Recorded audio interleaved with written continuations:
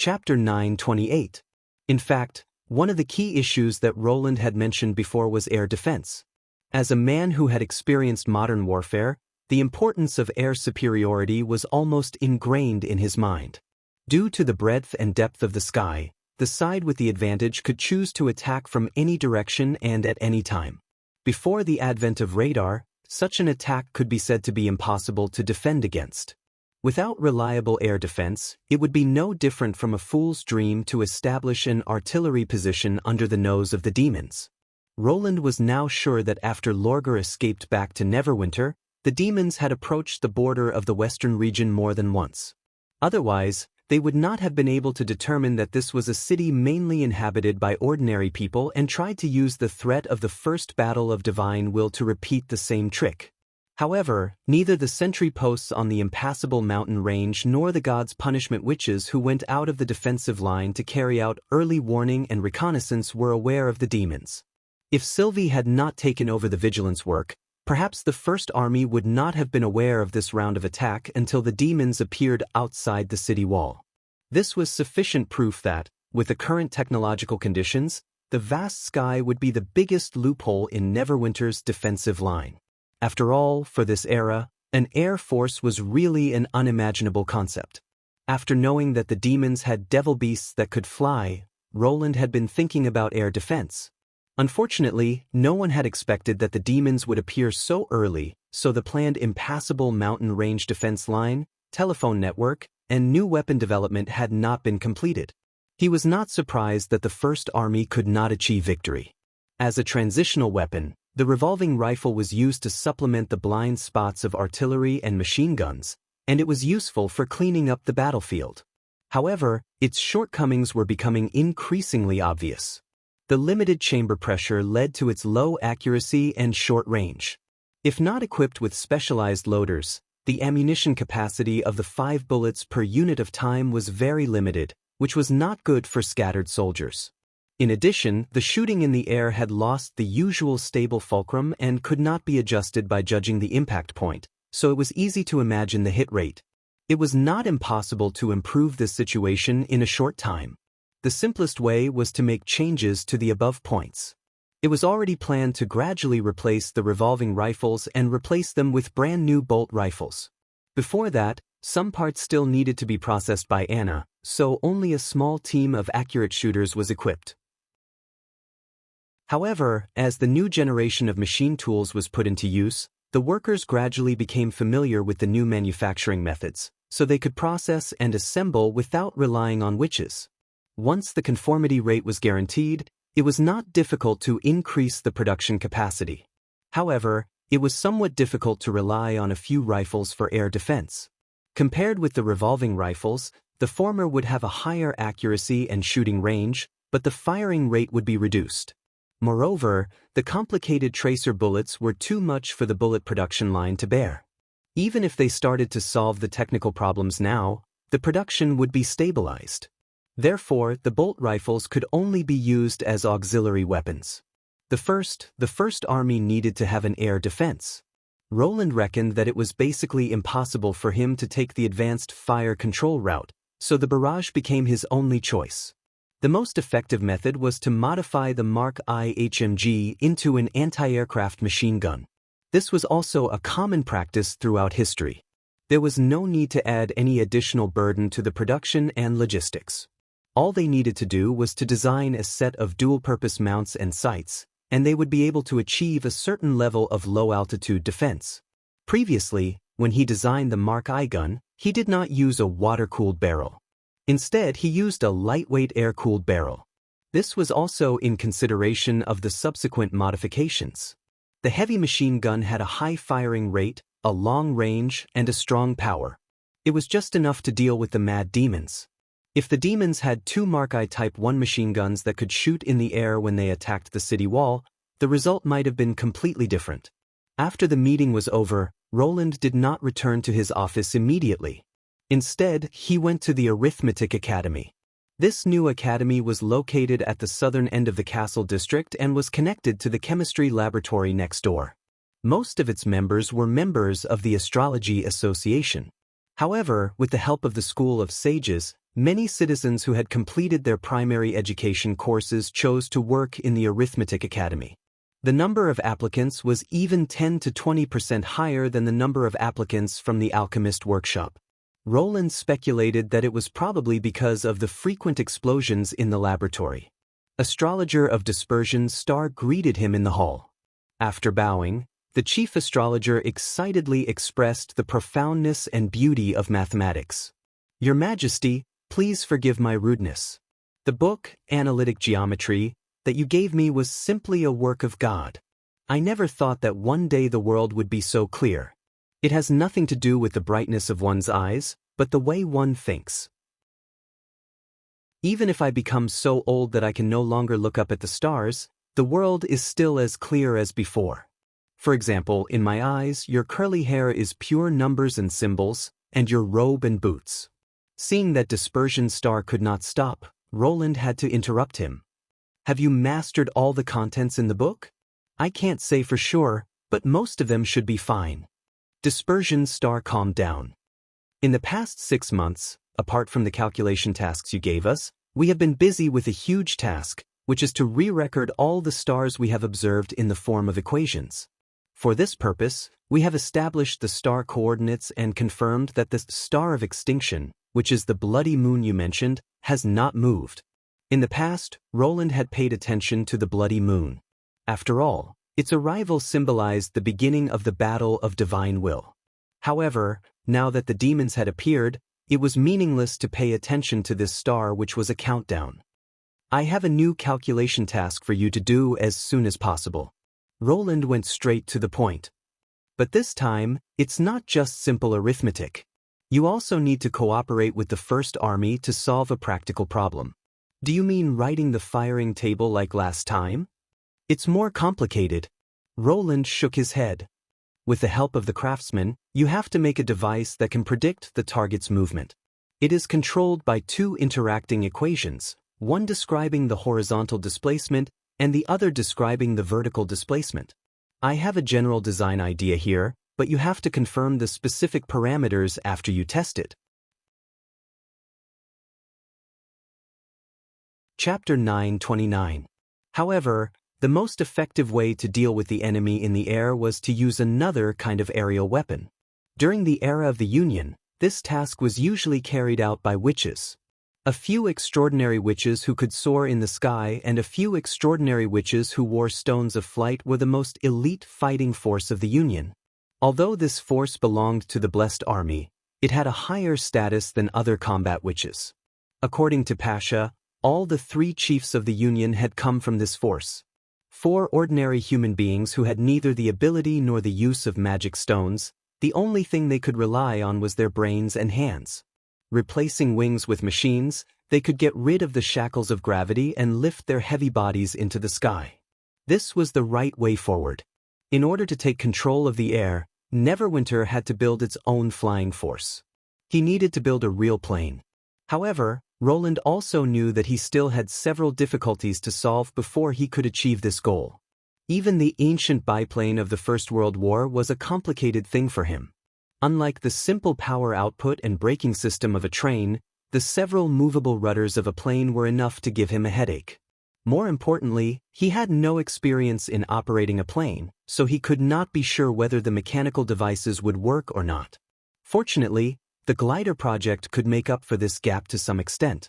Vendi, who could accurately sense the wind direction and strength changes, was undoubtedly the best test pilot.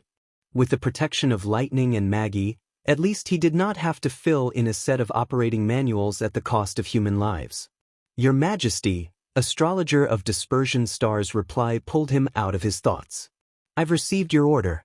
The Arithmetic Academy will rush to make this instrument for you as soon as possible."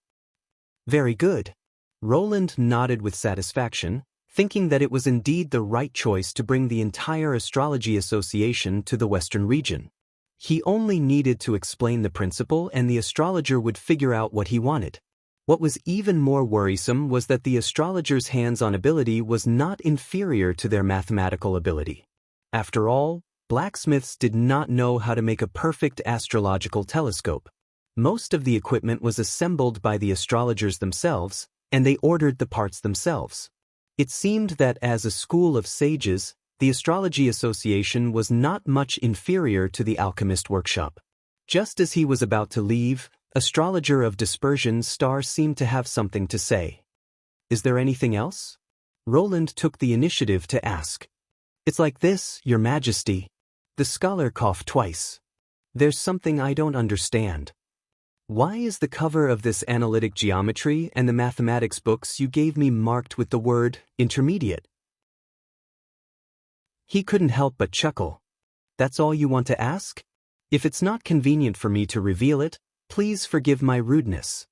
Unlike Kyle Sichi, Dispersion Star, who had been living in King City since he was born and had served several kings, was obviously much more law-abiding. From his eyes, it could be seen that he was no less curious about this matter than the chief alchemist. Roland could not help but laugh when he thought of how he had once used a book called Intermediate Chemistry to bind Kyle to Neverwinter. He had taught Kyle as an apprentice and became the Minister of Chemical Industry. However, there was no need for someone as polite as Scholar Mishap to keep him in suspense. Because above this, there is another subject called advanced mathematics. It's not just geometry or arithmetic, but a collective term for all advanced mathematical theories.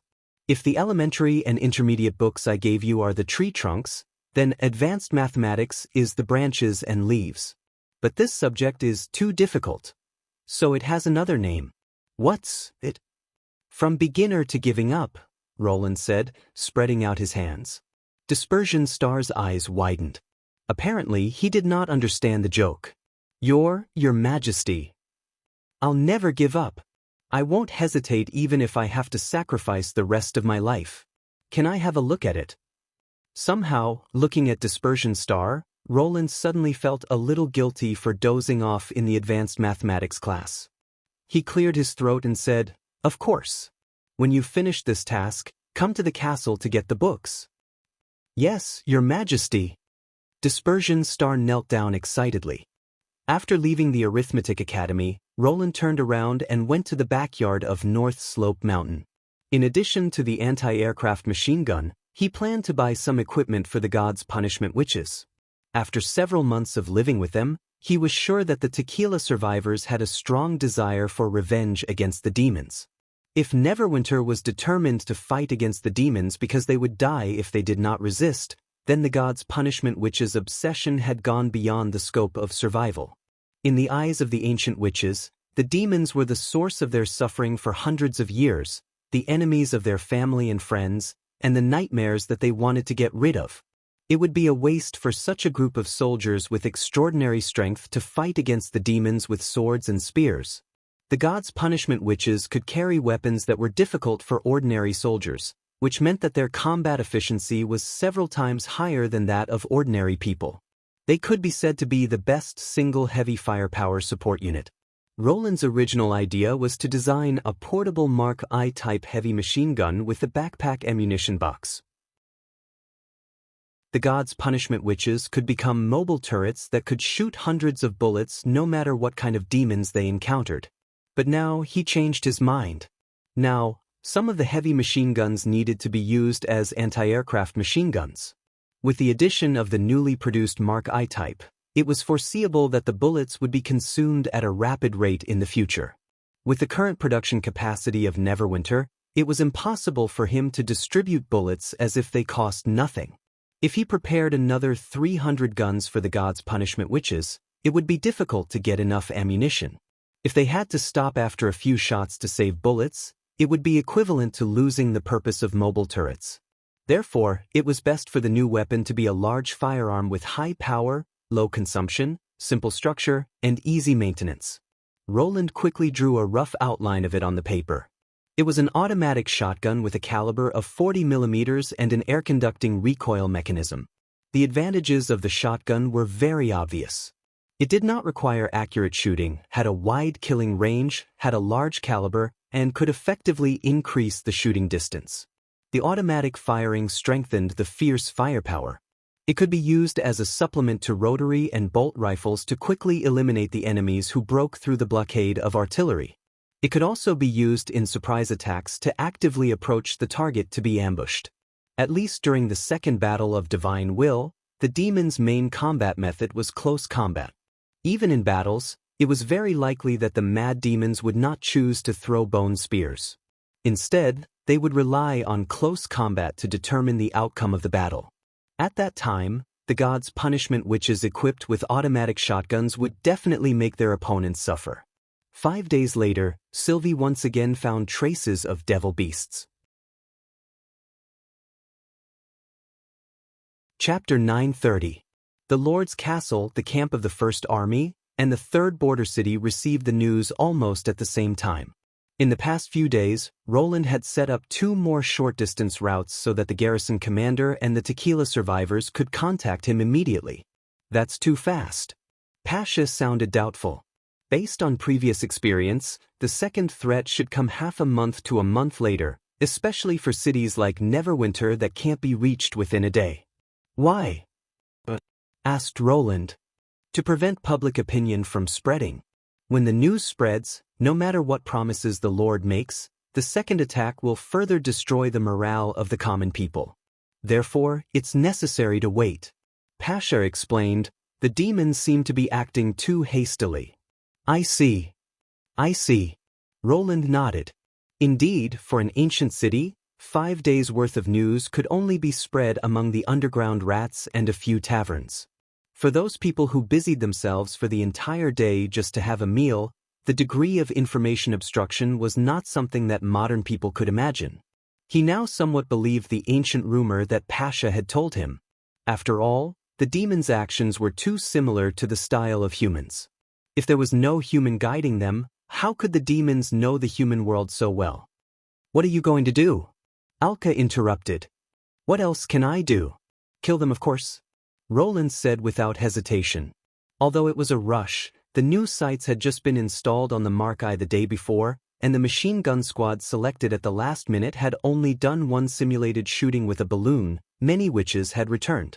With the help of Nightingale, Lightning, and Maggie, at least this time they would not be in a passive position.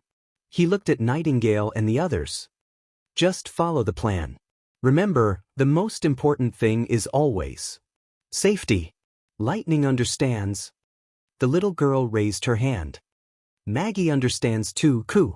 Don't worry, I'll take good care of these 2 little guys, Nightingale said with a smile. Who's a little guy? Lightning raised her chin defiantly. Of course it's you, Coo. Why? After I transform, I'm bigger than all of you combined. Coo. Maggie spread her wings. That's not what I meant. Before the 2 of them could finish their conversation, Nightingale carried them out of the conference room. Then I'll leave the defense of the city wall to the Sleeping Island witches, Roland said to Tilly. They'll do their best. Very well, I'll stay in front of the phone and wait for your good news, he said word by word. Now let's move. When only Roland was left in the conference hall, Pasha said in a deep voice, Are you really going to do this? The large number of witches would make the demons revise their previous judgment. This was not a city ruled by mortals, but a city of witches. By then, their countermeasures would be completely different. You've already reminded me of this. Roland let out a sigh of relief. When formulating the defense plan, the ancient witches had said that if the demons thought that Neverwinter was a holy city ruled by the Union, they would raise their defense and attack to a higher level. In other words, they would deal with it as a normal opponent. In other words, the demons did not care about ordinary people at all. I thought. The human kingdoms would avoid this war as much as possible. But it will come sooner or later, won't it? He got up and walked to the floor-to-ceiling window, looking in the direction of the border. In this case, a prepared war is better than no preparation at all. The First Army was not so strong at the beginning. In the beginning, they were just ordinary hunters, miners, and farmers. But now, they are facing a completely different enemy. One more battle experience will give them more confidence. When the real Divine Will comes, they will not be flustered. The so-called elite soldiers are just people who have 1 or 2 life and death experiences. I have to say, your determination moves me. Alka stroked the tentacles all over her body. Just because of this, you are different from most mortals. Mortals are called mortals not because they are incompetent, but because there are too many of them. Roland shook his head. Because of this, their strength is easily overlooked. There are records in the dream world that the immortal beings who underestimated their strength, whether it was the ancient god or the flaming dragon, were all defeated by 40 mortals and became history. There's such a legend? Yes, and with the advancement of technology, only 25 people will be needed. He shrugged and turned around to say seriously, in addition, it's also misleading for the demons to think that Neverwinter is a city of the Union. In this way, they will attribute the strange attack to the witch's ability and ignore the most important point. Neverwinter is neither a lord's city nor a part of the Union. Instead, it is an industrial city that combines the two. Fishball stared at the northern grassland with his eyes wide open, for fear of missing any trace of the enemy. Although he had heard about the demons from His Majesty a year ago, the encounter 5 days ago was the first time he saw what a demon looked like. When the demon threw a bone spear and pierced his comrade's chest like a shadow, Fishball had to admit that he felt a long-lost fear. That was definitely not something a human could do. Even demonic beasts could not threaten the city wall at this distance. Ever since he had joined the army, this was the first enemy that could match a flintlock's range of attack. However, the weapon in his hand could not shoot back at the enemy because of the shooting angle. If he continued to stay on the city wall, he would undoubtedly become a live target for the enemy. At that moment, Fishball even wanted to turn around and run away. But his well-trained body forcibly pulled him back. What followed was a strong surge of anger and disgust. He was angry at the death of his comrade, but he was disgusted at himself. He used to be a famous coward in the old district of Border Town. Wherever he went, people would laugh at him. He once thought that he was really a coward, until he joined the militia established by His Majesty at the instigation of Ven and the temptation of 2 eggs. Then, everything changed. Although he wet his pants the first time he went up the city wall to fight against the demonic beasts, after he was carried down, no one laughed at him to his face. Now, Ven had become the commander of the artillery battalion, while he was transferred from the flintlock team to the machine gun team as a team leader. Fishball did not complain or feel jealous. Van was much more capable than him. Verd dared to talk back to His Majesty, which was something that Fishball could never compare with. But it did not mean that he did not want to go further. Since he followed His Majesty, he had seen more things in the past 3 years than he could have imagined in the first half of his life. He had boarded a stone ship that could go upstream without sails, attacked King City, defeated the arrogant Church of Hermes, and brought the southern desert into the territory of Grey Castle. He had seen so much. Why should he be frightened by the demon? Attention, 10 o'clock. Possible target. The lookout suddenly shouted. At the same time, Fishball also noticed several black spots on the skyline. He pulled down the bolt and raised the muzzle of the Mark I. Although no one knew, he still regarded his cowardice 5 days ago as a humiliation. Chapter 931. Target confirmed. The attackers are demons. They're coming. Demons are coming from 2 different directions. 12 o'clock. The lookouts of each squad took turns to observe the targets with their naked eyes and telescopes. Alarms rang out one after another. Fishball fixed his eyes on the second group of demons according to the shooting area. The demons were as small as a leaf in the wind. Only when they flapped their wings could Fishball be sure that they were not ordinary birds. According to the training procedure, Fishball set the targets in the shooting circle and adjusted the course indicator on the sighting device. The new sighting device on top of the machine gun looked very strange. It had 2 parallel rings, one of which was a Devil Beast model that could rotate around. In the other ring, there were several small holes that were placed side by side. As long as the model was moved, the holes would also rotate. Although Fishball knew nothing about the working principle of the sighting device, he knew that it was designed by His Majesty. As long as it was related to His Majesty, it must be very effective. Therefore, he spent the whole night memorizing every step before shooting. The first step was to move the course indicator, which was the Devil Beast model, to a position parallel to the direction of the target. In this way, The enemies would overlap with the small holes in the shooting circle. Then, he glanced at the model and shouted to his teammate, "A quarter!" The ratio of the target to the model was 4-1, which meant that the demons had entered the effective shooting range of the Mark I HMG. Scholar of Dispersion Star, who assisted Fishball during the training, had repeatedly emphasized that such a visual result was not accurate and could only roughly estimate the distance of the enemies. Therefore, to ensure that the bullets could cover the enemy's path, they had to report it in a larger range. Fishball knew this very well. If he fired early, he could always hit the target, but if he fired late, it would be a waste of bullets. After completing this step, all he had to do was wait for his teammate to report the result of the lookup table and then pull the trigger. Although this series of actions had only taken a few breaths of time, he felt as if he had gone through a long period of tempering.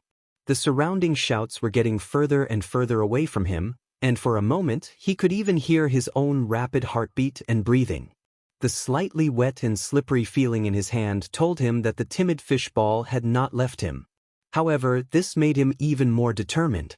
The demons were still approaching the city wall at a fixed speed and slowly increasing their height, as if they wanted to repeat the trick they had used 5 days ago. The devil beasts were at least 800 or 900 meters away from each other. The bodies of the devil beasts were as thin as a piece of paper. Even the sharpshooters of the precision shooting team would find it difficult to hit the flying enemies. But they were different. Fishball didn't understand a word of the many principles the scholar had explained, but he remembered one thing very clearly. If the enemy approaches within the throwing distance, you can shoot at them directly. But before that, you won't be sniping the enemy. Instead, you'll be spraying enough bullets on the enemy's path and waiting for them to run into you. Use the 5th hole. Just then his teammates shouted from behind him. Fishball took a deep breath, raised the muzzle, and inserted the mad demon he was aiming at into the 5th round hole. Then he pulled the trigger as hard as he could. The muzzle of the gun spat out flames. The ear-piercing sound of gunfire made time flow again. Almost at the same time, several other squads also opened fire, and the entire top of the wall instantly boiled over. Fishball had to admit that it was a strange feeling. The muzzle of the Mark I model was not aimed at the demons, but at an obviously empty area. No one knew whether they could hit the target or not. Therefore, the only thing the machine gunners could do was to hold the trigger anxiously and expectantly, pouring out all the bullets in the box. Fortunately, it didn't take long. After about a breath's time, an eye-catching red flower suddenly burst out from the group of demons at the 12 o'clock position. Along with the red flower were half of a wing and splashed pieces of flesh. The devil beast that was hit by the bullets suddenly rolled on the ground, as if it had turned from a thin piece of paper into a crumpled rag. Until then, Fishball could roughly see the appearance of the enemy. He didn't find any trace of the mad demon among the scattered objects. Apparently, the first enemy to be shot down was a carrier carrying a bunch of red mist cans. 2 more devil beasts deviated from their course and fell to the ground like stones. Judging from their appearance, it was impossible to tell whether they were fleeing in a hurry or if they were seriously injured. However, they did not fly again until they crashed into the grass. Seeing this, the soldiers, who were greatly encouraged, burst into loud cheers. Another one. Good job, buddy. Anti-aircraft unit, it's your turn now. Come on, kill all those bastards. Long live His Majesty. The demons seemed to have sensed that something was wrong. Their orderly formation suddenly scattered, but they didn't retreat at all. Instead, they sped up and rushed toward the city wall. 3/4. Fishball grasped the gun handle tightly and kept adjusting the shooting direction. No, 4/4. It was as big as the model, which meant that the enemy also had the ability to fight back. Fire at will. The lookout shouted. Everyone fire at will. The comrades with revolving rifles also joined in the shooting. The sound of gunfire on the city wall suddenly echoed. Although 1/3 of the 12 devil beasts had been shot down, the enemy's accuracy began to drop sharply after they obviously took evasive measures. Just then, Fishball saw a devil beast gliding in an arc and diving straight toward him from the sky. As the deformed monster roared, he vaguely saw the mad demon on its back raise its bone spear, which seemed to be pointing at him. A chill instantly rose from the soles of his feet, and his hands could not help but tremble in fear. The figure of the demon had become even bigger than the model, so he didn't have to estimate the distance anymore. For the Markai Type 1, this distance was almost equivalent to a straight line. As long as he raised the muzzle and aimed at the demon, he could shoot it full of holes. But at the same time, the bone spear would mercilessly pierce through his body. Run or die. The familiar feeling followed him like a shadow, as if the cowardly fishball had already grabbed his hands. Ah! The next moment, Fishball roared at the top of his lungs, "Go away, I'm not." At the same time, the barrel of the gun spewed out a deadly flame toward the demon. The bullets that were fired rushed towards the demon, tearing its muscles, shattering its bones, and finally piercing through it. The huge impact caused the demon's body to swell slightly, and the flying bullets stirred up its internal organs into a mess. The moment the mad demon was hit, it also threw the bone spear in its hand. The moment Fishball pressed the trigger, he knew what would happen to him. But he didn't loosen his fingers. Even if fear made him tremble like a sieve, he still didn't take that step. Bang! An almost transparent barrier suddenly appeared in front of Fishball and blocked the bone spears 3 feet away. The spears that hit the barrier shattered into pieces, but the barrier remained intact after a slight flicker. At this moment, Fishball suddenly came to his senses. A short-haired which had appeared beside the battlement and blocked the attack with an incredible ability. Chapter 932. Sylvie, who had been observing the battle, finally heaved a sigh of relief. The demon's first round of spears did not cause any fatal damage like the last time.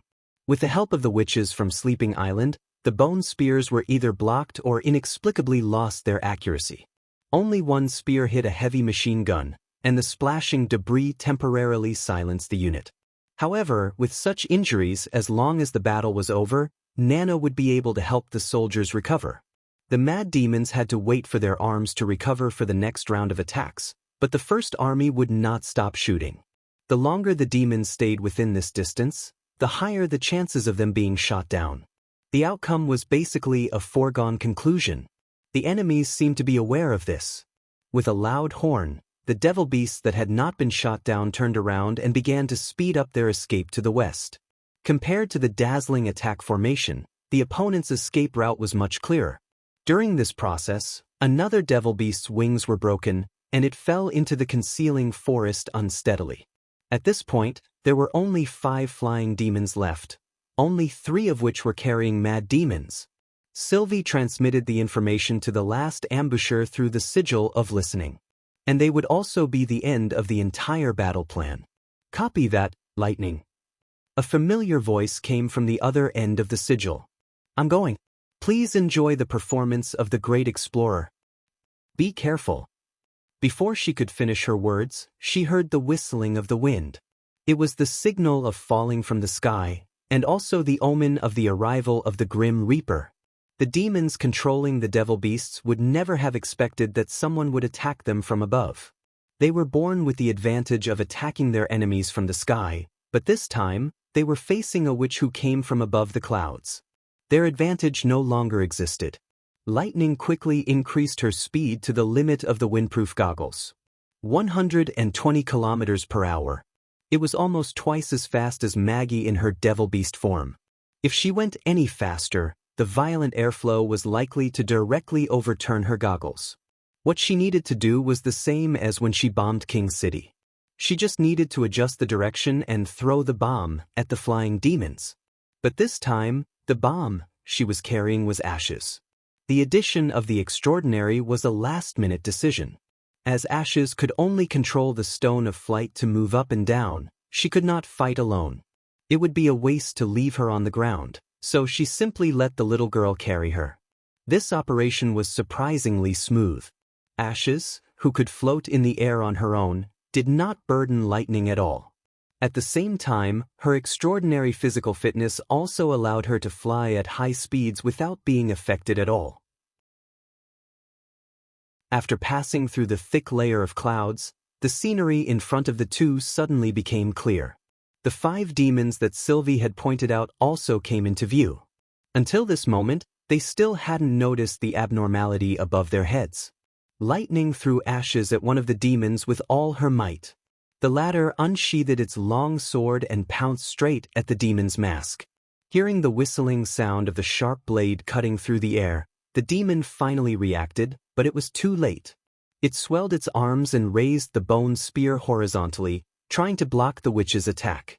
But under the unstoppable slash of ashes, the long sword not only broke the spear shaft, but also went all the way down in the same direction, splitting the helmet, head, and torso into 2.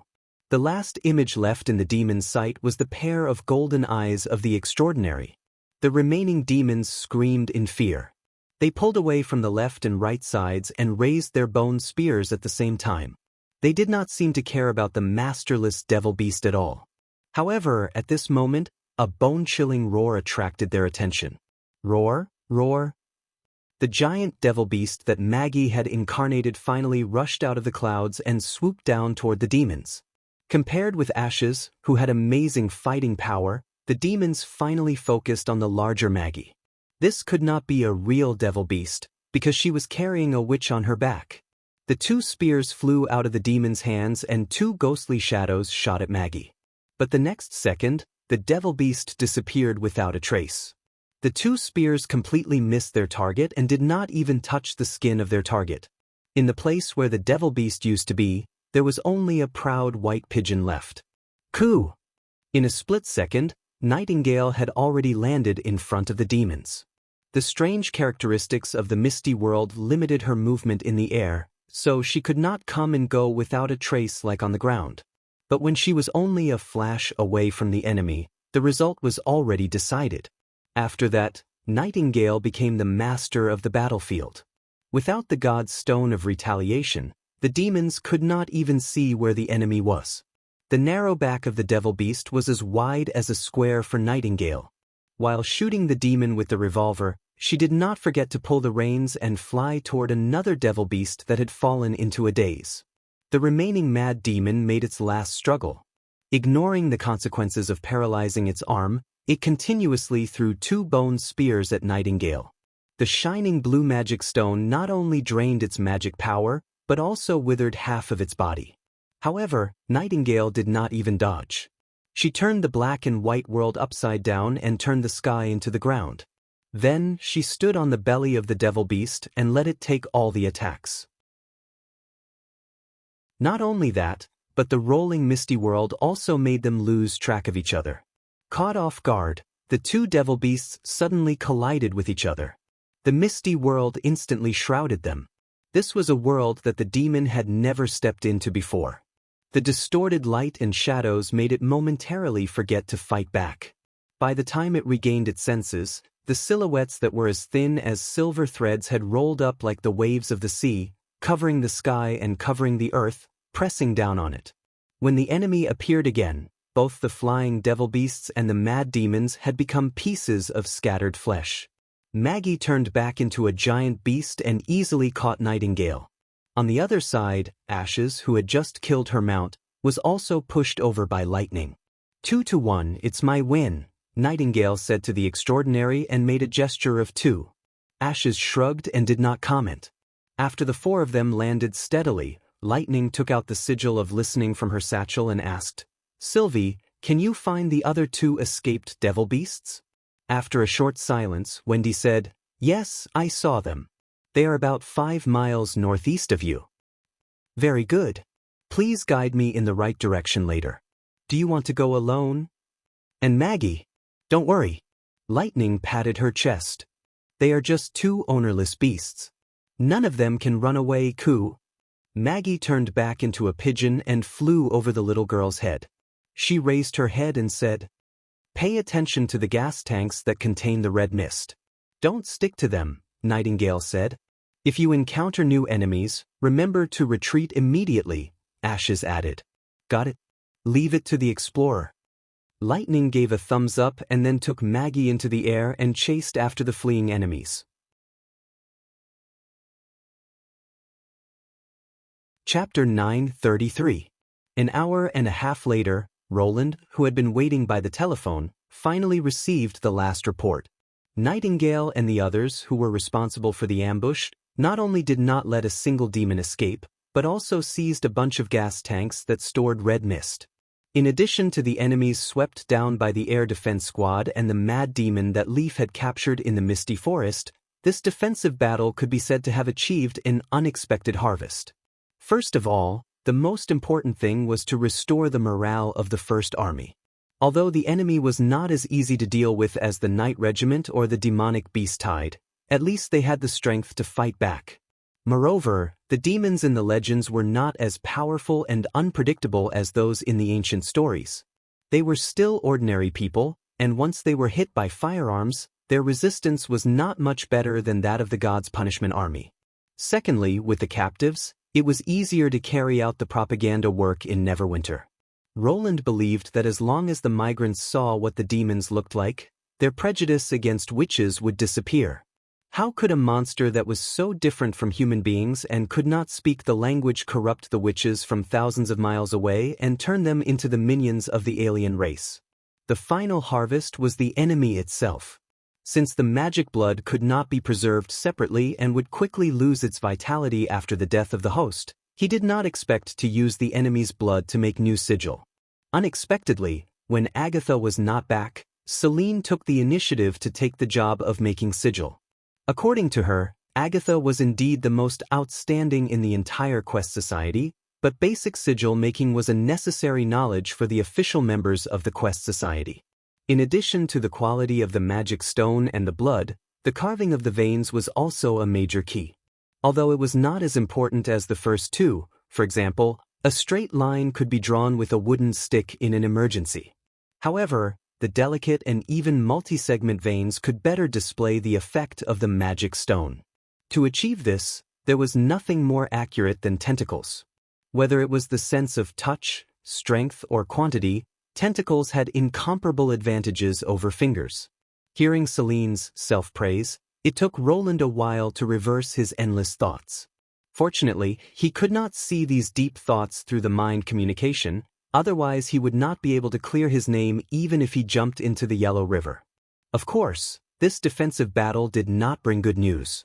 The Mark I HMG could only barely be used against air targets. Looking at the overall situation, it could be seen that the greatest damage to the demons was when the targets were close to the city walls. Since they did not expect to be attacked, the formation of the demons was divided into two groups. They were very close to each other and moved slowly, making them the most ideal targets. In the end, only 4 of the 12 devil beasts were shot down, and none of them were hit when they entered the range of the spears.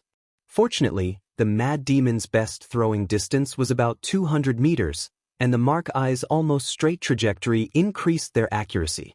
3 devil beasts were killed one after another, and the rest of the demons gave up fighting and chose to retreat immediately. In other words, if the enemy's firing range had been a little further, or if they had advanced in a scattered formation from the beginning, this battle would undoubtedly have been much more difficult. After all, in the face of air power that could come and go freely, ground air defense was inherently at a disadvantage. In the future, the only improvements that could be made to the Mark I HMG were to add protective steel plates or simply make it look like a turret to ensure that it was invincible against the enemies in the air. At the same time, the production of the Mark I HMG could be further expanded to deal with the formal war after the arrival of the Bloody Moon.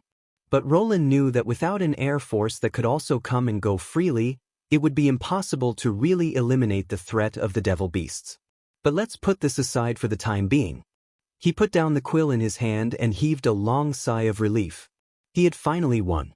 No matter how insignificant the victory was, it was the first air defense battle in human history to be won by firearms.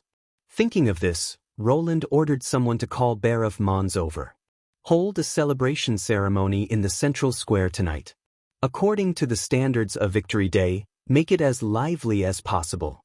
This is also part of the publicity, understand? Yes, Your Majesty, the old director said with his hand on his chest.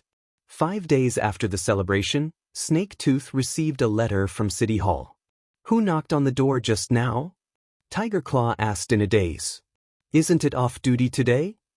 Don't worry, it's not the foreman. You can go back to sleep. Snake-tooth returned to the low table and looked out of the window. At this time, the sky was just beginning to brighten, as if it was covered with a light blue veil. Although he was still sleepy when he was woken up, he was not sleepy at this moment. Looking at the red seal stamped with the wax seal of City Hall, Snake-tooth vaguely guessed what was in the paper bag. Over the past year and a half, his living conditions had obviously changed. Since moving to Border Town, he no longer lived like a rat. Like most people, he began to support himself with his own hands. Before receiving his first full salary, he had thought that this would never happen. Exploitation, embezzlement, and arrears were just the most common tricks used by employers. As an outsider, he was the target of exploitation. However, to his surprise, his monthly salary was not only paid on time, but also without a penny less. In this way, the improvement of his living conditions could be accurately calculated.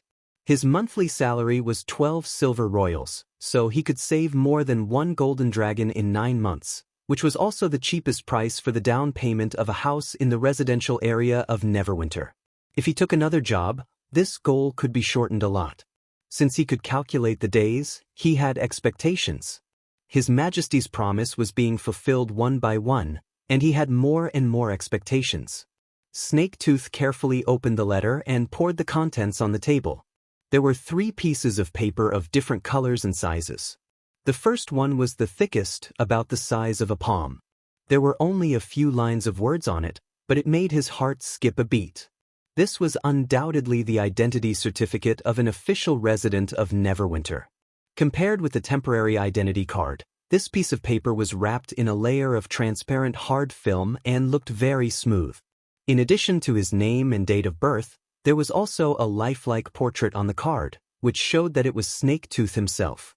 He had finally become a citizen of this city, a subject recognized by His Majesty.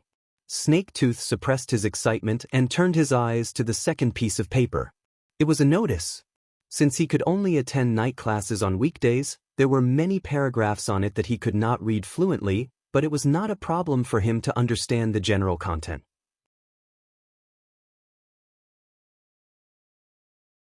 Chapter 934. What's this? After some rustling, Tiger Claw came over, yawning. The letter? Snake-tooth quickly pushed Tiger Claw's face away for fear that his saliva would drip on the letter. What's wrong? You're not going to sleep? I'm hungry. I want to eat, Tiger Claw said, rubbing his belly. Then go boil some water and make me a bowl of oatmeal. Oh, Tiger Claw answered. You haven't answered me yet. Snake-tooth said helplessly, it's an ID card and an offer letter.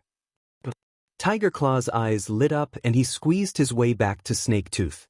He hooked his arm around Snake-tooth's neck and shook him excitedly. City Hall finally issued you an ID card? This is worth celebrating. Why eat oatmeal? Let's go to the market and buy some dried fish and mushrooms to stew. I'm still saving money. I can lend it to you first, Tiger Claw said carelessly. You've been thinking about it for so long. How can you not have a good meal? Besides, what did you say the day I got my ID card? Now Snake-tooth knew he had to agree. Tiger Claw was tall and strong, so he often worked as hard as 2 workers. He was even more motivated when he had enough food. Later, he was chosen by the foreman to be the model worker of the 3rd engineering team. Not only did he get a raise in salary, but he also received a bonus, which was enough for him to buy a house. As long as immigrants could get a stable place to live, they would be issued an ID card.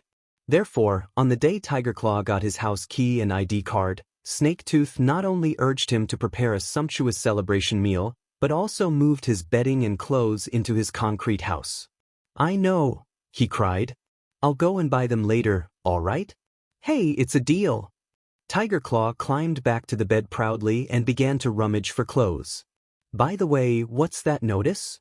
An offer letter from the railway engineering team. Snake-tooth took a deep breath. I'm going to work in the barbarian land. What? Tiger Claw's hand stopped. When did you apply for this? Why didn't you tell me before? What if you insist on coming with me? Won't there be no one to take care of this house? Who wants to go with you? No, why should I go to such a dangerous place? Tiger Claw raised his voice. It's not like you don't know what happened in the city. There are demons there. For the past few days, the news of the demons attacking the city walls had caused a huge commotion. First, the alarms went off one after another, and then strange monsters fell into the city. Then, the celebration that was suddenly held that night caused everyone to be in an uproar. His Majesty had publicly announced the existence of the alien race's enemies, and emphasized that the so-called barbarian land was not uninhabited from the beginning. It was once inhabited by humans and had a very pleasant name, the Fertile Plains. It was only because of the continuous harassment from demonic beasts and devils that the humans gradually retreated to the current territory of the Four Kingdoms. Some of the fugitives formed the predecessor of the church. They painted the enemy as an omnipotent existence, and even linked the enemy with witches. This in itself was a frightening nonsense. It turned out that, although the demons were cunning and terrifying, they were not invincible. Neverwinter's victory was proof of this. In order to open up new territory and protect Neverwinter from being attacked, His Majesty decided to march to the barbarian land and take back the human homeland. His Majesty's speech caused continuous cheers, and the First Army took advantage of the situation to bring meat porridge and roast meat. The atmosphere in the square immediately reached its peak.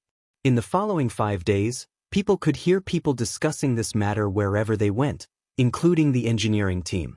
The hottest topics were whether the demons or demonic beasts were more powerful, and whether Neverwinter should expand to the northwest. At the same time, City Hall announced a series of recruitment announcements, one of which was to go to the Misty Forest to build the railway. Snaketooth did not care about the answers to these questions. He only felt that after listening to His Majesty's explanation, he was suddenly enlightened. In the past, he had never thought about where he came from or where he would go. Now he understood that they all migrated from the barbarian land. Apart from the Four Kingdoms, the world was very, very big. The Fertile Plains alone were several times the size of Grey Castle, and it was not the border. Another thing that attracted him was the generous pay in the recruitment order. You're the one with the most ideas, so I think you should think more clearly than us. Tiger Claw turned around and grabbed Snaketooth's arm. The demons are definitely not as easy to deal with as you think. If they're really vulnerable, how can they drive human beings out of their original habitat? According to His Majesty, there are hundreds of cities and millions of people in them. Of course I know that. That's why I applied to join. Snaketooth remained unmoved. 35 silver royals a month, 6 months' salary in advance, and the right to buy a double room. If I miss this opportunity, I don't know when I'll get another one. Double room again. Tiger Claw twitched the corner of his mouth. You really care about this? Of course. Snaketooth clenched his fists. Not only can it provide hot water, but it also has separate kitchens and toilets. That's a real house. Although his salary was less than Tiger Claw's, he still had 1 golden dragon. The reason why he had not bought a house yet was that he had his eyes on a double room in the residential area of the inner city. This idea had taken root in his mind ever since he saw what the foreman's house looked like. However, the deposit for the double room was higher, and he had to pay 3 golden dragons at a time. Most importantly, Snaketooth did not mention it. Unlike a single room where 2 people had to squeeze together to sleep, a double room was enough for the other person to sleep comfortably. Seeing that Tiger Claw was about to say something, Snaketooth shook his head and interrupted him. I know it's a little risky, but when didn't I take risks when I was a rat? The only difference is that even if I took risks in the past, I would probably get nothing out of it. At least now, I can be sure of the return.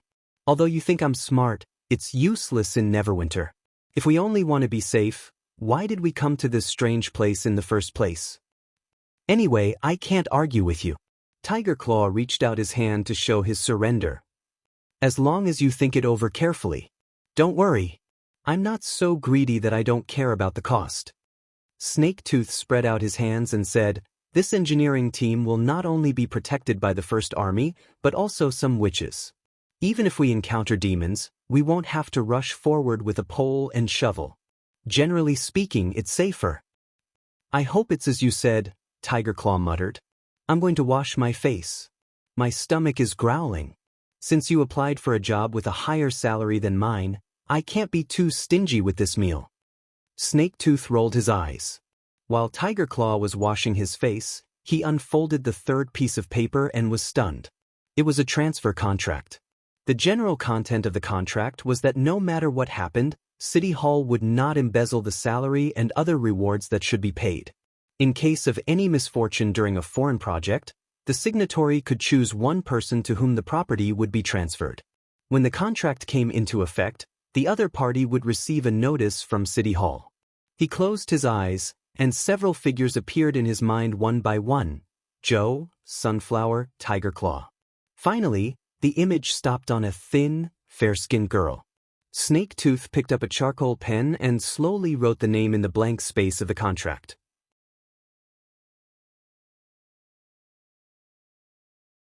Chapter 935. 1. Horford Quinn stood in front of the French window in his study with a glass of wine in his hand, gazing at the city shrouded in darkness. This was the center of the Kingdom of Dawn, also known as the City That Never Sleeps. With the rising Sun Avenue as the center, the lights extended to both sides like a luxuriant tree of light. At the top of the tree was the most famous shopping mall in the kingdom. Every day, countless treasures flowed here from all over the world. For merchants, the night was the beginning of their lives. In order to maintain this dazzling brilliance, the King's City consumed an astonishing number of candles, firewood, and lamp oil every day. Fish fat from the eastern harbor and firewood from the northern hills were continuously transported into the city by ships. This industry alone was conservatively estimated to support nearly 10,000 people and more than 100 merchants. And this was just a small part of the commercial trade in the King's City. Usually, one of Horford's greatest joys was to enjoy the night view of the City of Glow. Under the joint governance of the Moya royal family and the three major families, the city had turned from a wasteland into a famous and prosperous place today. This was due to the continuous efforts of his ancestors. But today he felt inexplicably tired. The night view of the City of Glow looked the same as usual, still gorgeous and moving, but beyond the illumination of the Tree of Light, the faint surging undercurrent could no longer be ignored. Even in the face of such a brightly lit territory, he felt a strong sense of uneasiness. Maybe I'm really old. Horford took a sip of wine, and the bitterness in his mouth seemed to be stronger than the sweetness. Father. The door of the study was pushed open, and a young man came in. Baron Alphonse of Beifong City wants to see you. No, Horford said without turning his head.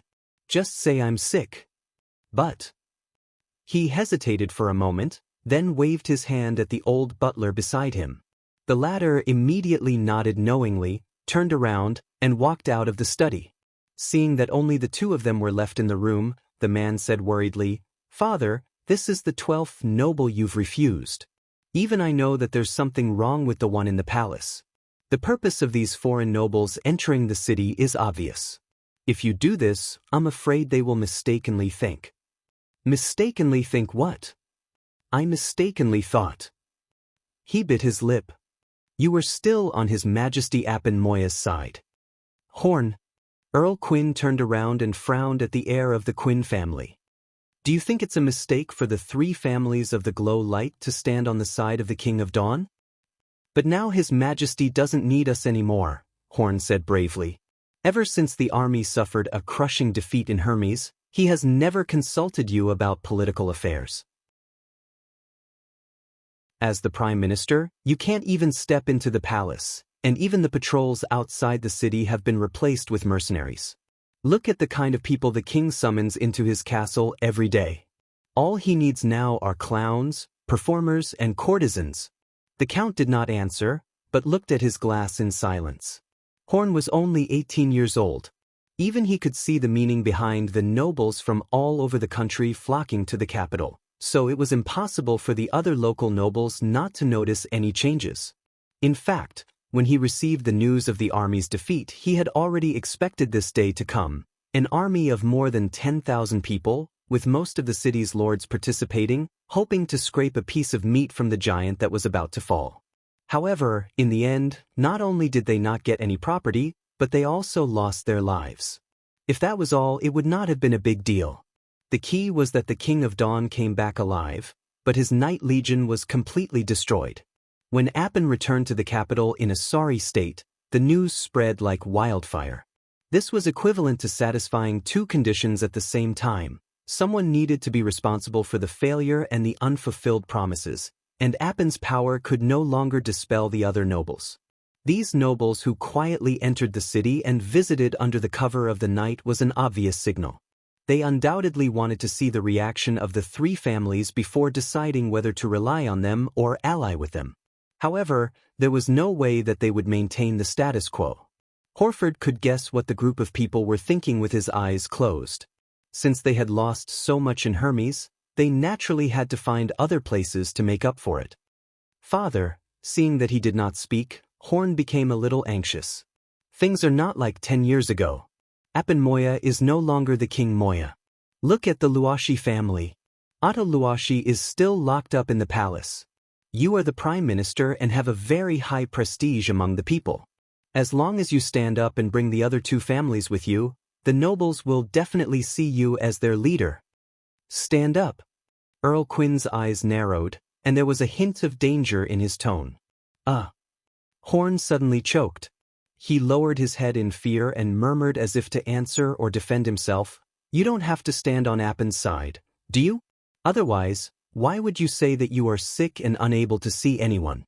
If it were the old king, you would have personally persuaded the nobles to give priority to the stability of the kingdom."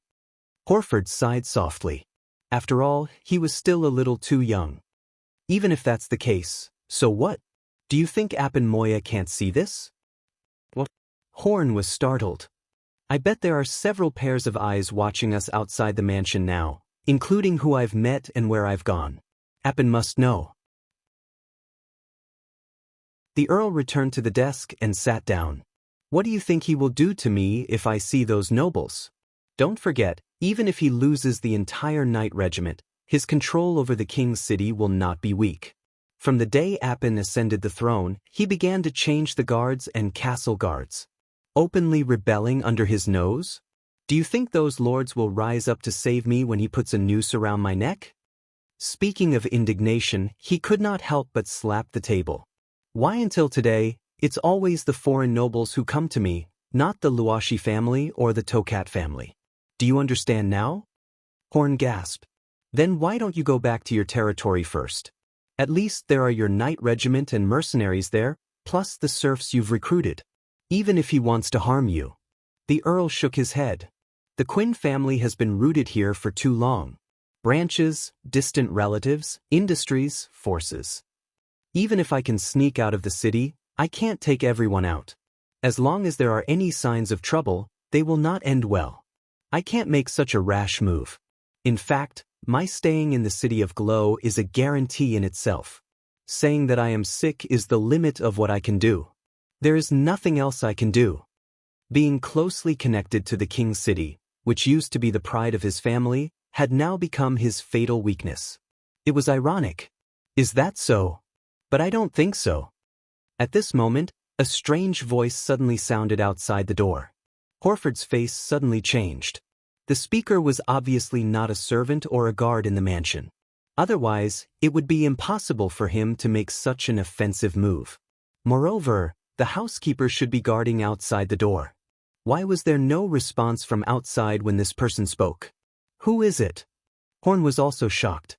He turned around in a panic, trying to find a weapon to defend himself, but in the end he could only pick up a candlestick.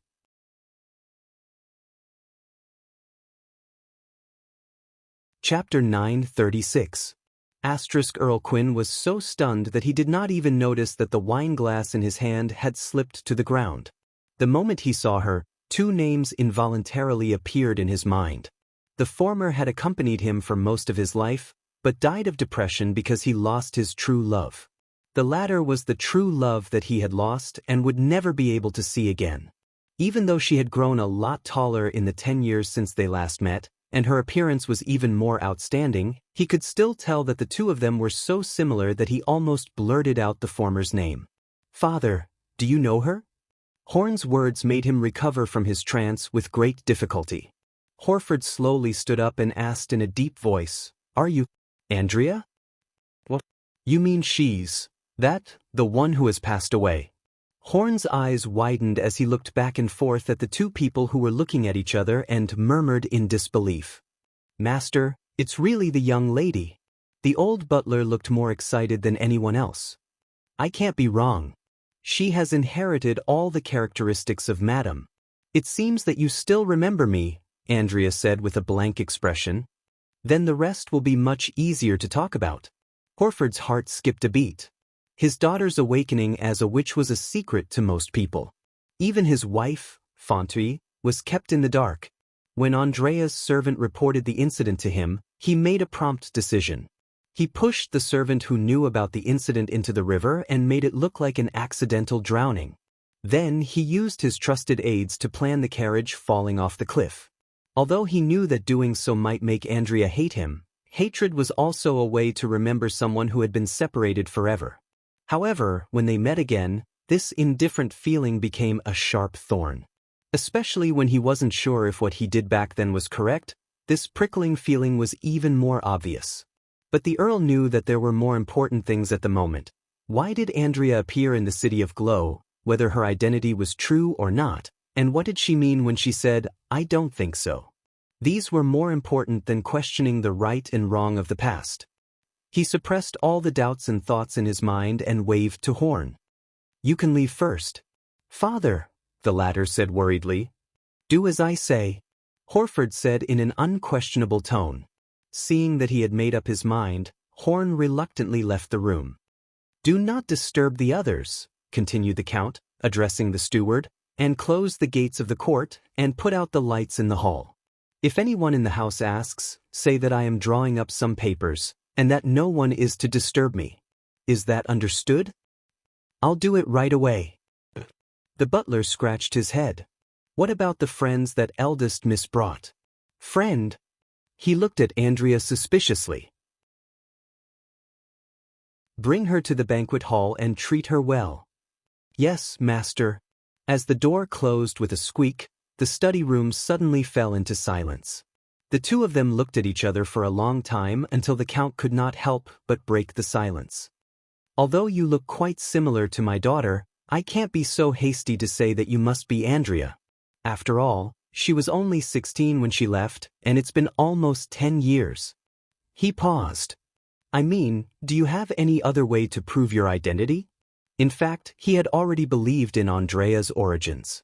He only asked this question to seek confirmation. Even the most perfect disguise could not change a person's inner self. From her every move, the Count could see the shadow of the flower of glow in the past. Andrea did not answer. Instead, she opened her hands, and then a golden magic bow appeared in her hands. The shining longbow gradually condensed and shrank little by little, and finally evolved into a unique appearance. It was a gift that he had specially asked the craftsman to make for his daughter's birthday.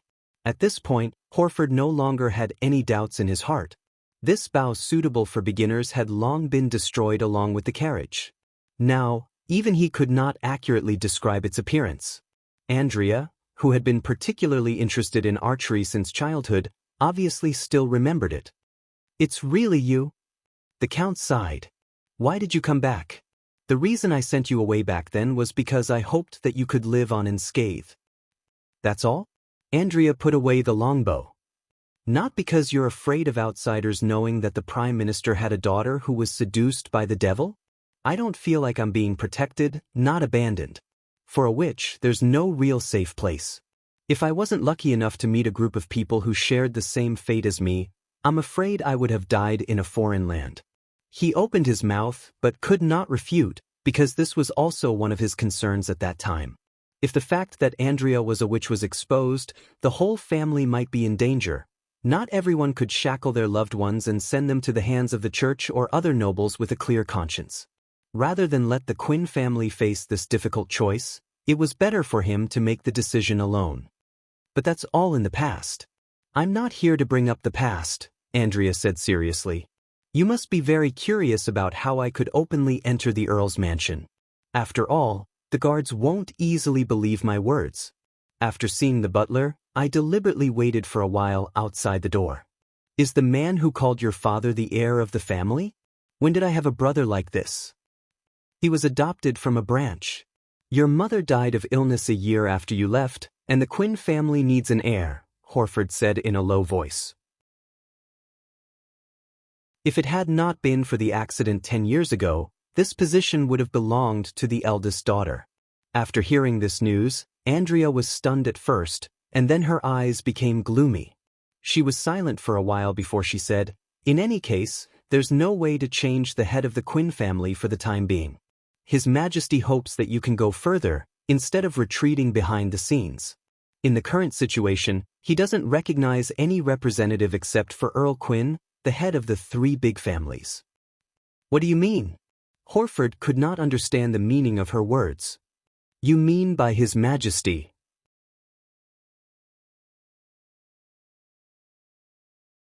Chapter 937. What are you talking about? Even Earl Quinn, who had seen many things in his life, was shocked by Andrea's words. What surprised him was not the new King of Dawn, but His Majesty Roland Wimbledon entrusted me with this mission. The same sentence could be said by many people, but even if they did not change a single word, the meaning would still be different. What Horn had expressed before was similar, but Earl Quinn knew very well that it was impossible to break free from the control of the Moya royal family with the power of his family alone. The so-called stepping forward was just an unrealistic fantasy. However, when the speaker became the King of Grey Castle, the words became powerful. Just as you thought, Andrea's tone was no longer as sharp as before, probably because of the news of her mother's death. His Majesty doesn't want Appin Moya to continue sitting on the throne, nor does he want to see a neighboring country in constant strife. In order to stabilize the situation as soon as possible, it is necessary to support an indisputable new king. After confirming that he had not misheard, the Earl murmured, "Why me?" He doesn't know many people in the Kingdom of Dawn, so he chose me at first, but I refused. Just for this reason? Because his daughter refused, he threw the throne to his daughter's father? It was like a child's play. But surprisingly, Horford felt that Andrea was not joking. Although Appin forbade anyone from talking about the failure of the Battle of Hermes, there were too many nobles involved, so it was impossible to completely ban it. Horford knew very well that Appin's enemy was not the church, but Grey Castle, which was also looting the Holy City. The 10,000-strong army was defeated almost immediately, and many of the participants could not even tell how they were defeated. Fire and thunder continued to fall from the sky. Whether it was the defenseless serfs or the armored knight, they all turned into ashes in the fire. If the source of the news was right, it meant that the power of Grey Castle was beyond the imagination of the nobles. With such a contrast in strength, it did not seem unreasonable to decide who the next king of a neighboring country was. The only question was, why did he not do it himself? If the nobles of the Kingdom of Dawn are willing to gather all their forces and have a head-on confrontation with him, he will definitely consider this option. Andrea seemed to have known that the Earl would ask such a question. To put it simply, His Majesty has more important enemies to deal with. He doesn't have the time to spend another 3 or 4 years integrating the entire Kingdom of Dawn into the Kingdom of Grey Castle. After all, it's easy to destroy the ruling power of the nobles, but it's a long process to restore order. An even more important enemy? That's right, demon. Andrea said slowly, Otto Luashi should have mentioned to you that everything the Church has done is for the news of the Battle of Doomsday, and that is only the tip of the shocking secret. This war is called Divine Will, and it has been going on for nearly 1,000 years. After listening to his daughter's story, Earl Horford felt a layer of cold sweat on his back. It turned out that the prosperous 4 kingdoms, including the Kingdom of Dawn, was actually a corner of the world that was not even worth mentioning. Humans had failed twice in a row, and if they failed again, they would be doomed eternally. How could Roland Wimbledon dare to take on such a heavy responsibility and fight for the ownership of the divine will with an incredibly powerful enemy? How much willpower and courage did it take? Just thinking about it made him feel like he was about to suffocate. Why? The Earl asked in a daze. What's in it for him? Isn't he afraid of failure? I don't know. Andrea sighed. Her Highness Tilly also mentioned this, but her explanation was even more puzzling. What did she say? Rather than saying it's for the sake of humans, it's more like it's for himself. She hesitated. It's as if he's looking for a new challenge, and we're just the beneficiaries of a coincidence. The Earl did not respond because he really did not know what to say. He had seen too many high-ranking nobles, but none of them was similar to Roland Wimbledon. In the end, he had to skip this question and return to the main topic. What do I need to do? Fight for him? No need. Andrea shook her head. You just need to maintain the stability of the Kingdom of Dawn and provide some assistance to Grey Castle, such as population, minerals, and other resources. As for the specific content, he'll send someone to discuss it with you. Horford was relieved to hear that there would be a price. If Andrea only wanted to support the Quinn family, he had to suspect whether there was a huge conspiracy behind it. Of course, even if it was a conspiracy, judging from the current situation of the family, they could only bite the bullet and agree to it. Refusing on the grounds of illness was just a delaying tactic to achieve a balance between Appin and the nobles. If the nobles could really overthrow the Moya family, the Quinn family would undoubtedly be excluded from the power circle of the King's City because of their stance of not taking sides with each other, and this was already the best result. If someone wanted to take advantage of the three big families, it would not be difficult for them to be classified as loyal to the royal family with a little exaggeration. This was a rare opportunity. Moreover, the person who pulled the strings was Andrea. She might hate him, but she would never take the initiative to push the family into the fire pit. Thinking of this, Earl Horford immediately made a decision. Please tell His Majesty Wimbledon that I'm willing to serve the King of Grey Castle, he said seriously. Although he was facing his daughter, she was now the king's messenger, so the Earl meticulously bowed his head in accordance with the noble's salute. When will he take action? If I want to arrange for Grey Castle's army to sneak into the city, I need at least 2 to 3 months to prepare. Even if Appin stripped him of his power to control the patrol team, he was confident that he could quietly let dozens of people in. After all, as the Prime Minister of 2 kings, he still had influence. The Earl believed that the foreign nobles who wanted to rope him in also saw this point. According to the strength that Grey Castle had shown in the war, dozens of people were enough to control a city gate. But Andrea's words still greatly exceeded his expectations. Since you've agreed, we'll act now, she said lightly. His Majesty stressed that this is not a political assassination, but a complete defeat of Appin Moya in front of everyone. Not only to let everyone see that the rule of the Moya family has ended, but also to convince all the nobles who are ready to take action. The Earl could not believe his ears for a moment. How is that possible? Do you know how I got here? Andrea spread out her hands. I walked in from the front door. Those guards did want to stop me, but unfortunately, they couldn't do it. Horford immediately realized that the friend she brought was the key. It was not difficult to break into the Earl's mansion in the King's City. After all, this was not his territory. But it was very difficult to do it quietly, which meant that the two sides would be able to determine the winner in an instant. There was no doubt that this was not something that Andrea could do. Those guards all wore God's stones of retaliation.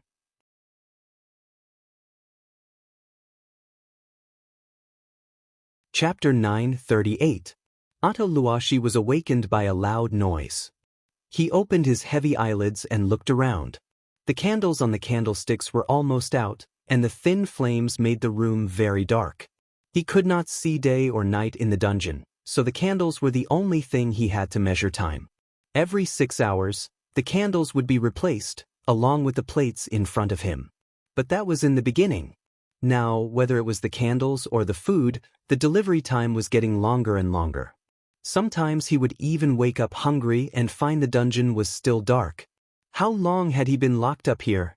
Otto pressed his forehead and shook it, trying to wake himself up. The long period of imprisonment without light had made him mentally and physically exhausted.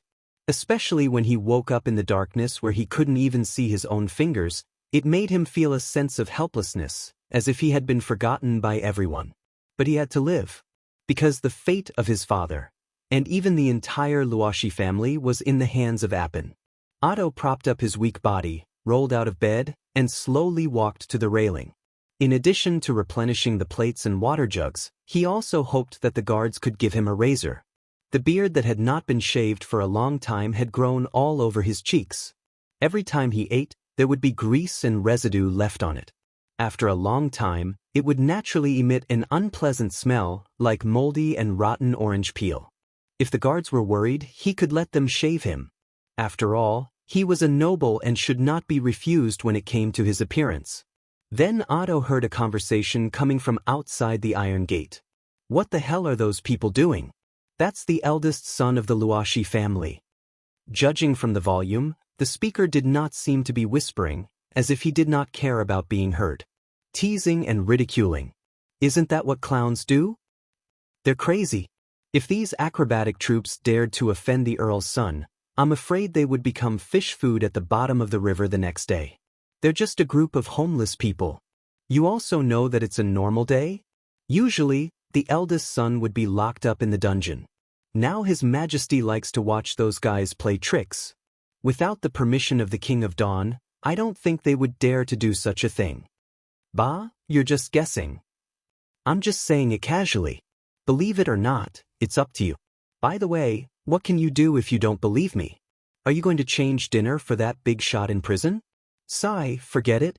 It's just a few mouthfuls of saliva. Eating it won't kill you. Following this sentence, the sound of a bunch of keys colliding with each other rang out. That's right. If this is what His Majesty wants to see, aren't you asking for trouble? Hurry up, I'm still waiting to collect the plates. The iron door made a sour grinding sound, and the warden walked in with a plate of food. Oh, my lord, you're awake? When he saw Ao2A leaning against the railing, he seemed a little surprised, but the awkwardness on his face was quickly concealed. Just in time, finish your dinner today. I'll change the candles tomorrow. The housekeeper forgot to send new ones over. Otto did not reply. He felt so sad that he even forgot to ask for a shave. Even though there were only a few words, he was able to deduce the truth behind the noise from their conversation. The clown of the acrobatic troupe met the food delivery man and spat a few mouthfuls of saliva into his food in order to please Appin Moya. The humiliation made his cheeks burn as if they were being roasted by fire. The head jailer did not care about his reply. After he finished changing the plates, he quickly left the cell. Although the furnishings and decorations in the cell were as exquisite as those in a duke's mansion, the oppressive atmosphere made no one want to stay here any longer. As the footsteps faded away, silence enveloped Otto. For a moment, he even wanted to shout out loud, to scold the warden for his dereliction of duty, and to scold Appin for his neglect. But he did not do so in the end. Because it was meaningless. The former would only make the next change come later, and the latter might be what his old friend wanted. As for the dinner that was used to humiliate him, he did not even want to touch it. Otto could not help but wonder if what he had done was right. Just as he was about to go back to bed, his body suddenly trembled. From the corner of his eye, he saw that the oatmeal on the plate had turned into a bowl of black water. The eldest son of Luoshi rubbed his eyes, slowly moved to the plate, and carefully picked up the oatmeal. It was not his illusion, nor was it the shadow caused by the weak firelight. The oatmeal had really turned black, like sticky ink. In an instant, a flash of light flashed through his mind. The acrobatic troupe, the clown, the trick. Was it all arranged by that person? Yorko said you were an ordinary acrobat. Is it true? How did you know His Majesty? It was just a coincidence. As for why His Majesty liked me, it was probably because I was good at acrobatics. Can you show me? It doesn't matter. Let's do the simplest cuttlefish spitting ink. Otto stared at the oatmeal for a moment and suddenly put his finger into the bowl. After feeling around for a while, he felt a slightly rough sensation on his fingertips. How? How did you do this? Why did the water suddenly change color? It's not over yet. Look at this gauze. There's nothing on it, right? Now I wet it in water and then dry it with fire. Guess what will happen? There's nothing. Wait, that's writing? Can you tell what it's written? Let me see. This is your name? That's right, Hill Fox. That's my name. Otto gently pinched the rough piece and slowly lifted the surface of the oatmeal. It looked almost transparent and was hard to tell even if it was directly immersed in the oatmeal. Only when he rubbed it with his hand could he feel the existence of the gauze. He held his breath, walked quickly to the candlestick, and unfolded it little by little. The faint black water began to fade, and the candle was about to go out. Hurry up, hurry up, hurry up. He shouted anxiously in his heart. The swaying shadows seemed to envelop him from all directions, and in his hand was the only light in the world. The moment the words appeared, the candle went out. Darkness swallowed the whole dungeon. Otto couldn't help but chuckle. He held his trembling shoulders and stuffed the gauze into his mouth. Then he crawled back to the railing and swallowed it with the oatmeal. A warm current flowed through his throat and organs, filling his body with strength. But compared to the oatmeal, his heart was warmer. He drank the oatmeal silently, and a tear rolled down from the corner of his eye.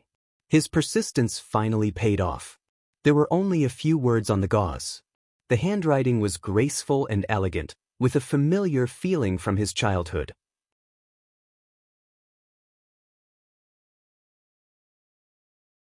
Chapter 939. What did you say? The King of Dawn pushed away the singer in his arms and stood up abruptly. The woman with the pink silk draped over her, her naked body faintly discernible, fell to the ground. It was obvious that the fall was not light, but she did not even dare to cry out in pain. The rest of the servants, performers, and jugglers also lowered their heads in fear. The entire palace hall suddenly became silent. Your Majesty! The minister swallowed his saliva and said, Your Prime Minister has rebelled. Are you sure it's a rebellion and not an attempt to serve those fools outside? Appin did not know whether he should doubt his ears or the incompetent people who exaggerated the words of the Watcher tenfold. It was not that he was not aware of the plans of the nobles from the other territories. Anyone who came back alive from Hermes had basically seen the destruction of the knights in the king's city, as well as his embarrassing appearance when he fled. It was naive to expect them to remain loyal to the royal family at this time. It was normal to have unusual movements and to form cliques. Obviously, the three big families in the king's city were their first choice. Appin had long been on guard against this, but he thought that according to the temperament of the three old ministers, they would probably behave themselves and not come out. After all, the king's city was still in his hands, and any action that annoyed him was tantamount to suicide. He did not expect that the Quinn family would be the first to have a problem. Colluding with a foreign lord was already an affront to his dignity. Perhaps the old earl only wanted to leave a way out, or declare his own position. But no matter what the reason was, such an affront would definitely be punished. Just like Otto Luashi, he had restrained himself enough not to kill his childhood friend on the spot. But what did he mean by rebellion? Earl Quinn was in the city of Glow and had neither subjects nor soldiers. How could he rely on the dozens of guards around him? What a joke! What right did he have to rebel? The earl did contact the foreign nobles. No, but it was not a private meeting. He sent an invitation.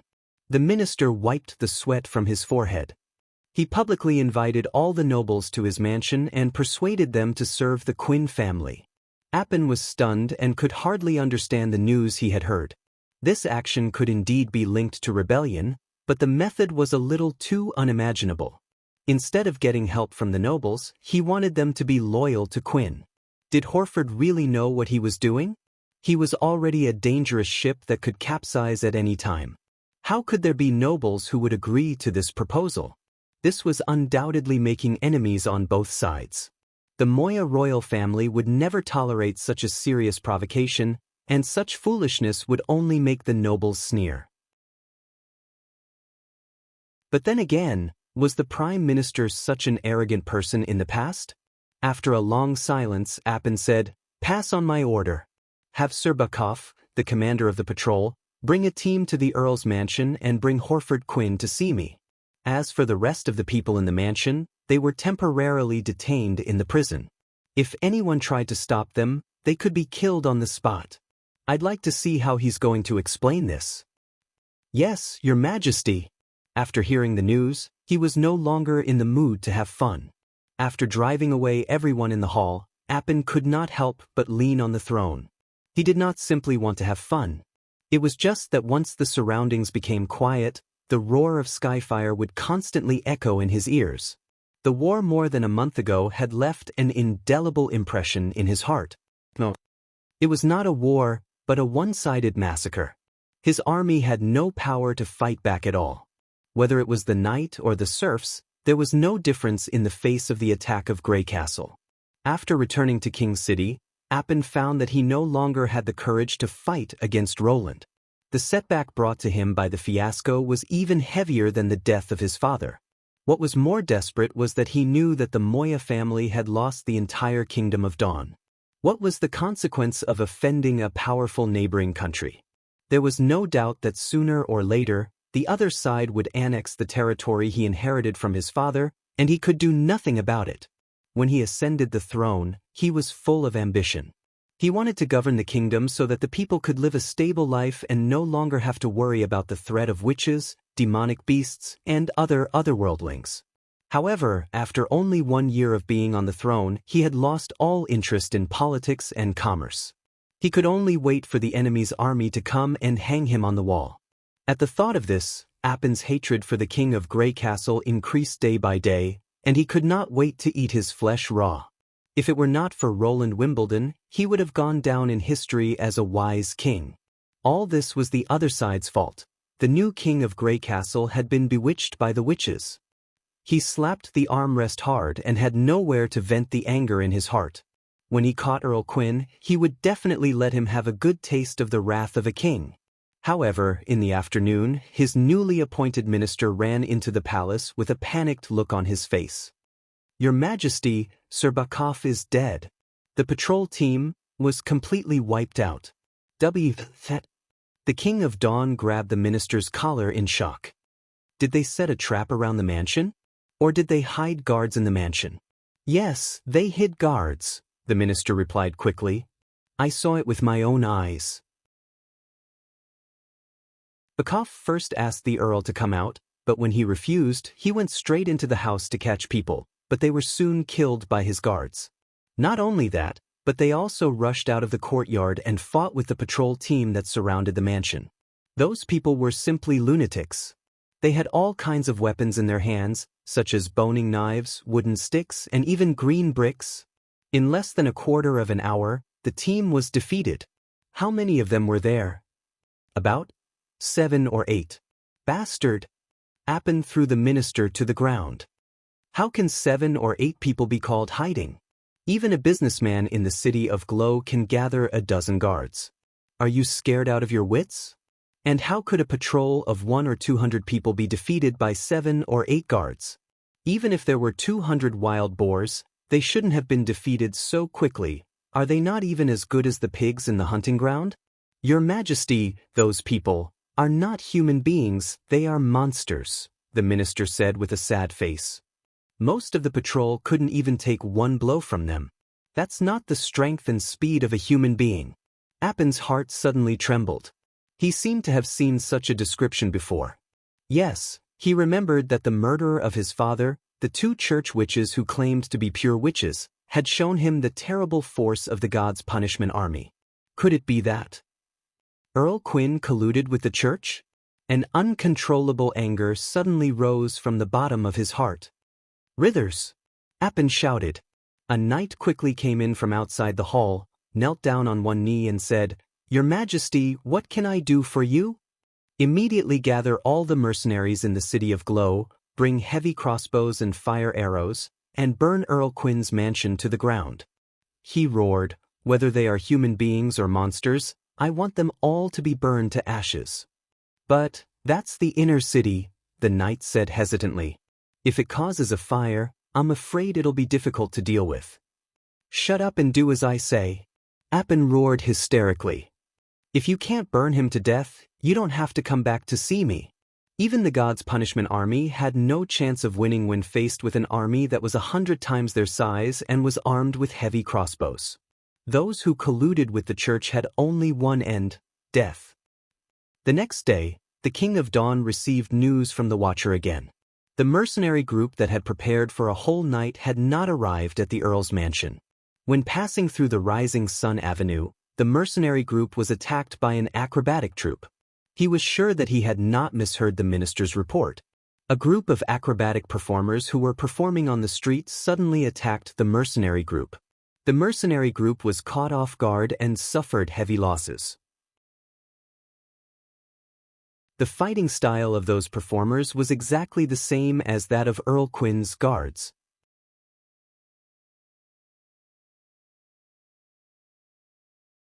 Chapter 940. In the next few days, the situation changed so fast that it was beyond everyone's expectations. The people of the King's City had never thought that they would see such a scene. The Quinn family, who had served the Moya royal family for hundreds of years, openly stood on the opposite side of Appin Moya.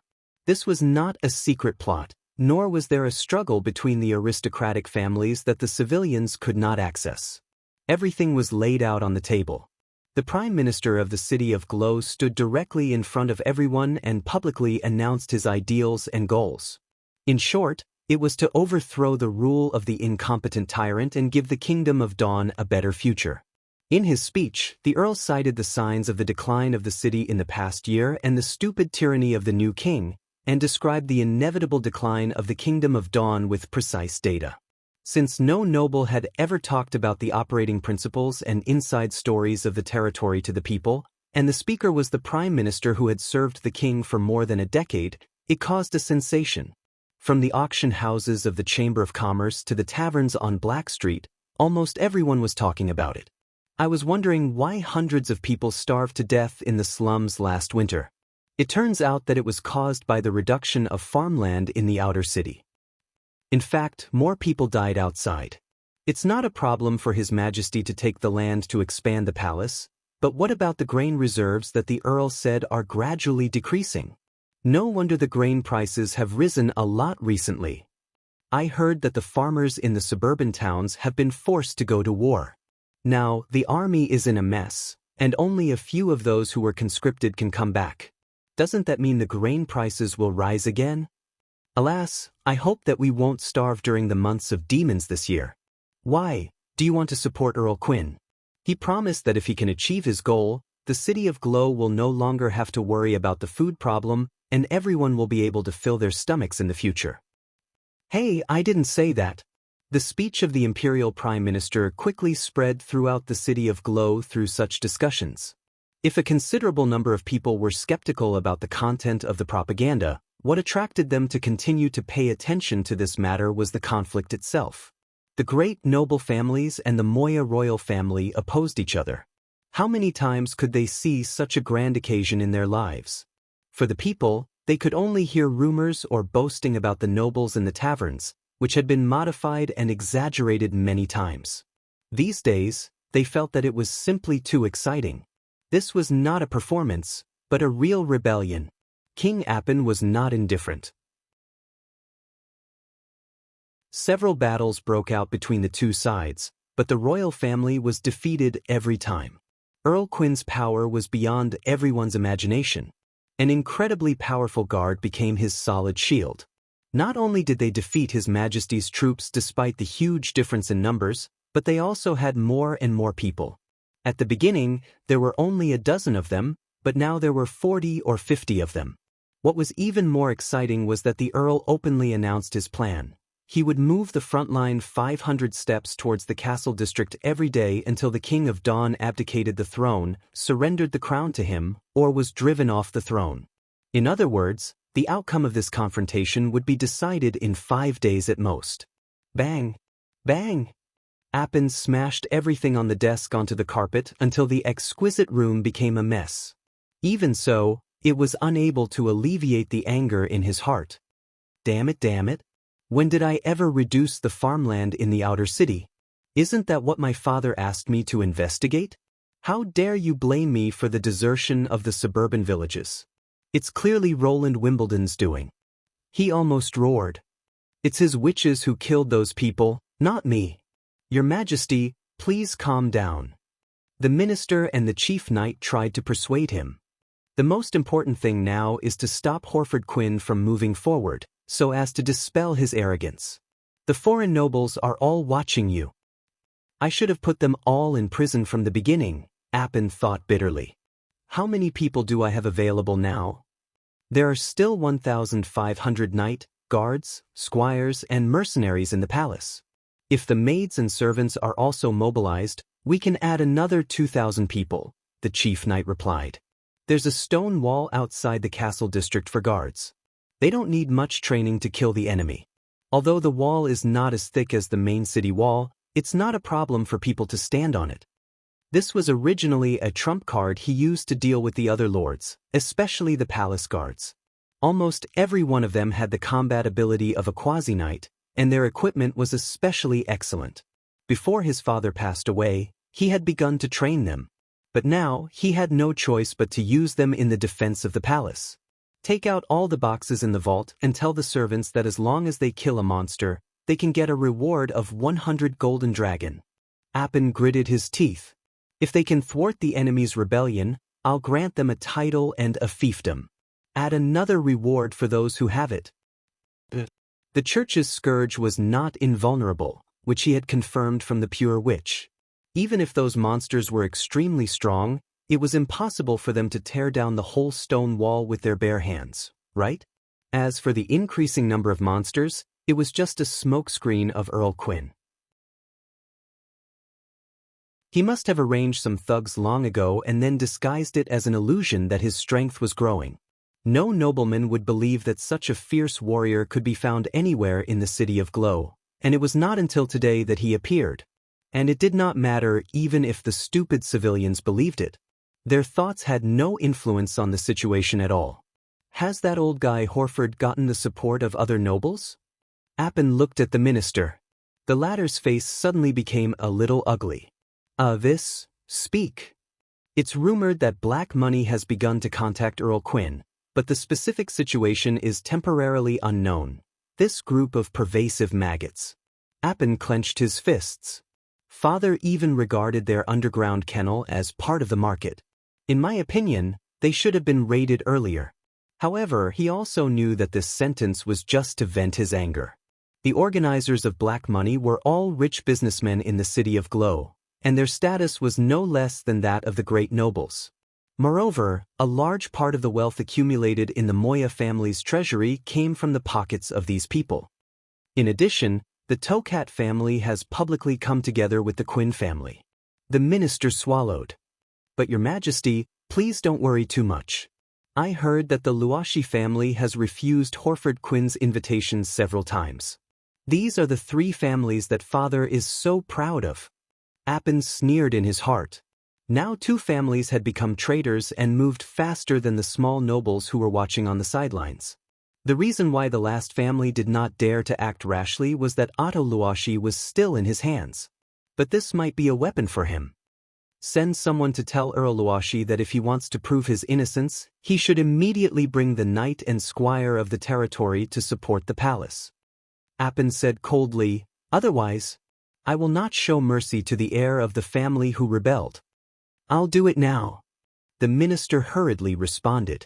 4 hours later, the King of Dawn received the news that Earl Luashi was willing to pledge allegiance to him, which calmed his anger a little. Compared with the bad news flying all over the sky, he finally pulled the situation back to his side a little. Appin did not care much about the knight of the Luashi family. The most important thing was that he knew the younger generation of the 3 families were very close. If they knew that going against the king would cost one of their lives, would they still keep in line with the ruler of the family? This was undoubtedly a poisonous thorn that was difficult to remove.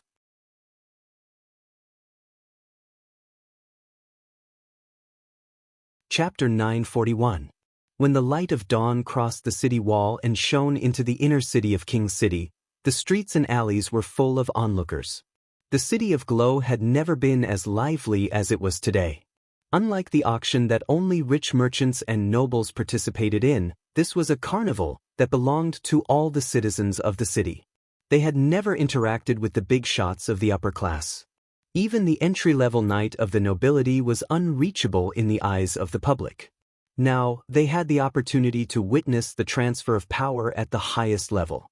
Especially when they followed Earl Quin's team slowly forward, they even had the illusion that they were driving the change of the situation. Today, the talk of rebellion had gradually disappeared and was replaced by fighting for the throne. Who would be the new ruler of the Kingdom of Dawn? The answer would be clear after this battle. It seems that your name and reputation are extraordinary in the hearts of the people. Hill Fox rode side by side with the Count. I thought that the public's opinion would only change when you occupied the castle district. Maybe it's because I've reorganized the patrol team and handled the internal affairs of King City for half of my life. The old Earl sighed. Is this also the information you collected when you ran the circus? Although the other party was only a civilian without a title, and the status of an acrobatic troupe performer was much lower than that of a free citizen, Horford did not dare to look down on him at all. According to Andrea, he was the agent of the King of Grey Castle in the City of Glow, and his status was even higher than that of the ambassador Yorko. After Yorko's withdrawal, Hill not only did not leave, but he also ran several acrobatic troupes. Without exposing his identity, he spread his eyes and ears to the streets and alleys of the city. In the face of someone who was both capable and trusted by Roland, even though he was an earl, he still had to show basic respect. Moreover, he still needed Hill's help at the moment. The will of the people is very important, Your Excellency. Hill nodded. In the eyes of the great nobles, they may be just an inconspicuous plate of loose sand or lambs to provide tax revenue. But sometimes sand can break teeth, and lambs can also kill herdsmen. If this scene happened in Neverwinter, I'm afraid the result would be very different. What do you think? Earl Tokat, who was riding on the other side of the Prime Minister, asked curiously. As long as there are signs of this, the people will report the plotters to the City Hall before His Majesty does anything. Hill smiled. Mr. Hill, Otto Luashi's good friend, Oro Tokat, coughed and pointed behind him. Did you find the rats behind us? I happen to be friends with their leader, Shir said calmly. What do you think? With this, we'll be much more powerful. The old Earl thought to himself. More than 1,000 rats, after changing into the leather armor provided by the Black Money Chamber of Commerce, looked decent at first glance. Otherwise, it would be a little weak to rely on only 40 extraordinary warriors and his and Earl Tokat's attendants. But a rat was a rat after all. Apart from being useless, he, a dignified noble, had to accompany a Blackstreet rat. This made him feel a little uncomfortable. In addition, they were also famous for their double-dealing and sky-high prices. Only God knew what kind of agreement Hill had reached with them. Aren't you worried that this group of people will mutiny on the spot? Oro obviously could not hold back the words in his heart. You know, betrayal is a common thing for them. That depends on what the bargaining chip is. Hill looked at Earl Quin. In your name, I promise them the identity of free people. If you can successfully become the King of Dawn, they can bid farewell to their precarious lives and become citizens of the City of Glow under your protection. Horford could not help but frown. Although the rats are indeed hated and spurned by most people, what really makes them fall is poverty and hunger, not recognition. Even if I forgive them of their past sins, if we can't fundamentally change this, then the identity I gave them will be meaningless. Sooner or later, they will become rats again. Since these people are willing to make such a trip for the identity, it shows that they are not stupid or lazy people. Maybe they just lack an opportunity, Hill said in a relaxed tone. As for the reason for their fall, don't worry. When His Majesty's messenger comes again, you'll find that the City of Glow will never be short of jobs to make a living. You don't have to support them all the time, because when the time comes, they will support themselves. After passing through the market area, the mighty procession entered the rising Sun Avenue. The walls of the castle area were already in sight. Behind the stone wall was the place where the Moya family had lived for generations. Horford suddenly felt a little nervous as he gazed at the palace and the tower that was illuminated by the morning sun. He had been the Prime Minister for more than a decade and had experienced too many twists and turns.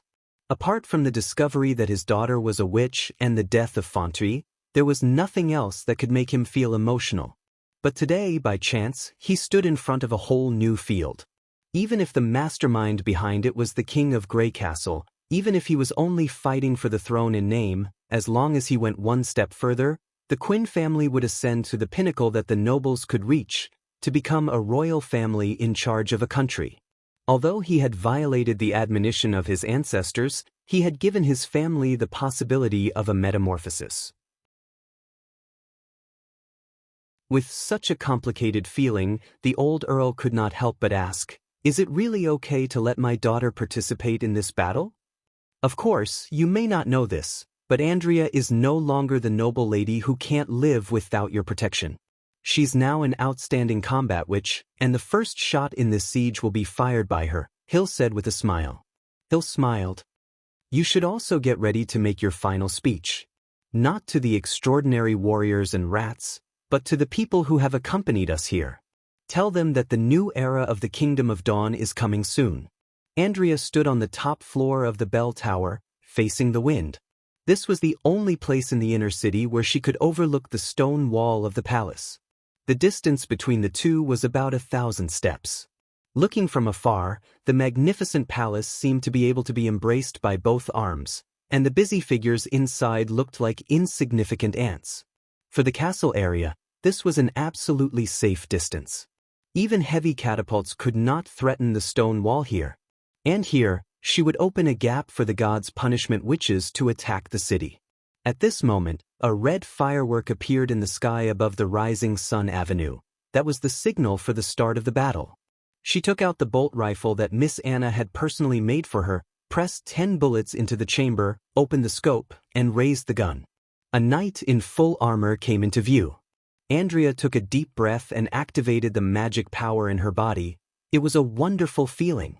The magic power seemed to transform into a pair of gentle hands, gently holding her arms, elbows, and fingers. Being wrapped in such a way, she felt that she had entered a mysterious state, where she was as hard as a rock and as light as a feather. The former made the weapon in her hand motionless, while the latter made her become part of the wind, gently swaying with the airflow that caressed her cheeks. The moment the two became one, Andrea pulled the trigger.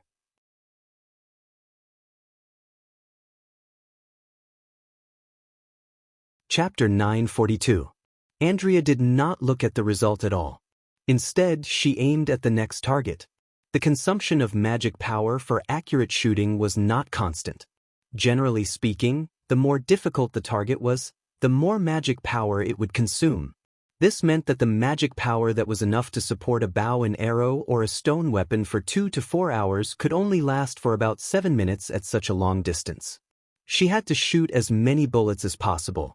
Her ability responded to her will. Andrea felt like she wasn't shooting, but dancing with the wind. Everything was so coordinated. The adjustment of the muzzle, the raising and lowering of the arms, and every movement of the body seemed to be integrated with the world. With a firing rate of 1 shot per breath, Andrea quickly emptied all 10 bullets and reloaded a new clip. The entire process was as smooth as flowing water, and it was like a performance that had a well-thought-out plan. However, the people on the stone wall were not so relaxed. The Grim Reaper was racing against time to fly towards Appin's troops, but they still had no idea about it. The knight who commanded the mercenaries to adjust the crossbows became the first victim. The range of these crossbows was more than 200 steps, and the iron arrowheads could easily penetrate the shields and knight's armor within 50 steps. It was the best weapon for defending the palace. In order to resist the powerful monster warriors, Appin moved all the inventory in the warehouse to the wall. A total of 8 crossbows were placed on the section of the wall facing the rising sun avenue. Considering the limited width of the street, no matter how strong the attacker was, it would be difficult to escape the crossbows. The mercenaries only heard a muffled sound and saw that the chest of the knight, who was still giving orders, was dented. At the same time, his body leaned back and fell to the ground without a sound. Sneak attack. There was an immediate warning from the top of the wall. Everyone pulled out their swords, but no one could find out where the attack came from. Then came the second, the third, death swarmed in. The defenders kept falling, but the enemy never showed up. An indescribable fear shrouded their hearts. Dying in battle was not a rare thing for these bloody jackals and wolves, but waiting to be killed was a different matter. This was especially true for the few mercenaries who were particularly confident in their own skills. They found that the skills they had been practicing day in and day out were useless. The other party didn't even give them a chance to fight face to face.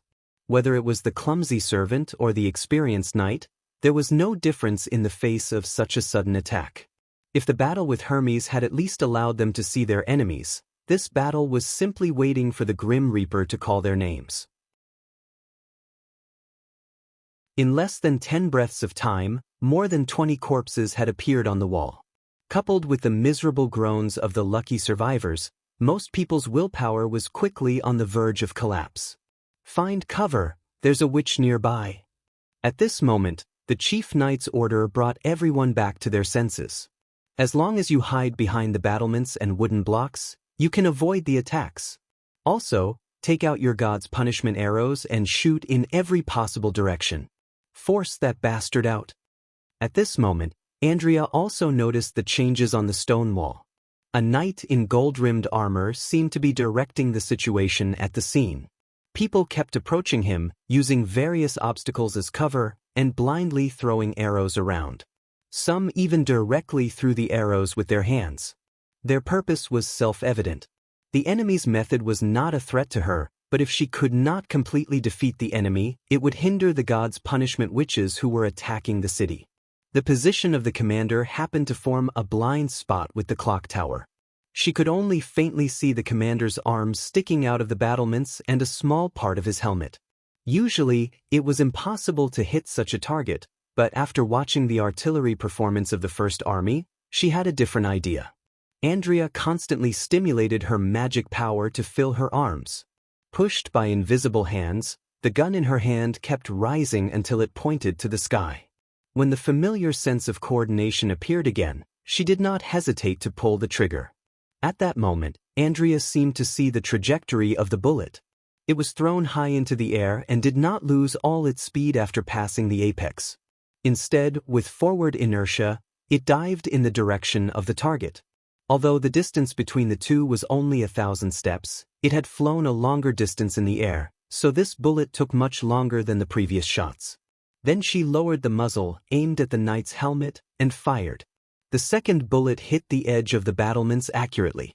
Bricks and stones immediately flew in all directions. The deformed bullet hit the upper part of the helmet and sent it flying. The huge impact caused the knight to fall forward uncontrollably, exposing his soft neck. At the same time, the first bullet hit his skin at an angle and broke his cervical vertebrae into several pieces. The chief knight had no time to react. He only felt a buzzing sound behind his head, and then a cold feeling on his neck. Then he lost all consciousness. This shot almost consumed all of Andrea's remaining magic power. A strong sense of dizziness came over her. Her hands trembled and she could not even hold the butt of the gun. However, the fall of the chief knight also crushed the mercenaries' last defense. The defense line of the stone wall collapsed. They turned around and ran toward the stairs, afraid that they would be the next target of the Grim Reaper. No one paid attention to the wooden blocks, hot oil, and crossbows on the wall anymore.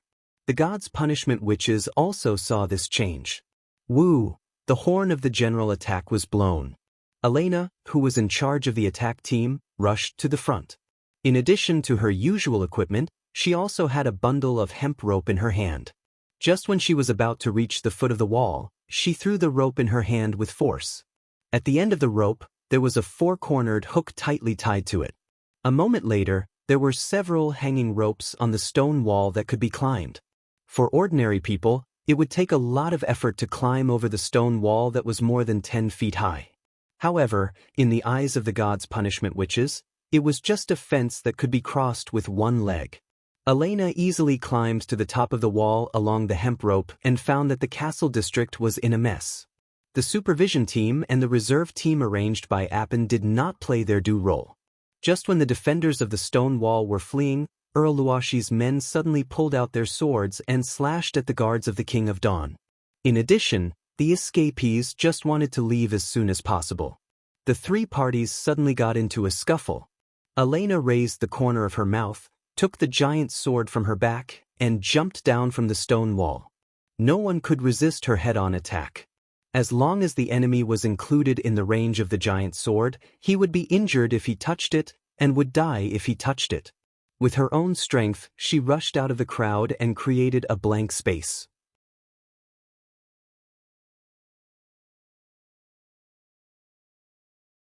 Chapter 943. Luoshi. Damn traitor, how dare he! Appin, who was watching the battle from the top floor of the castle, flew into a rage and said, "I'm going to kill him and his son." "Minister, where is my minister?" "Your Majesty," Lord Cologne said he had to deal with something.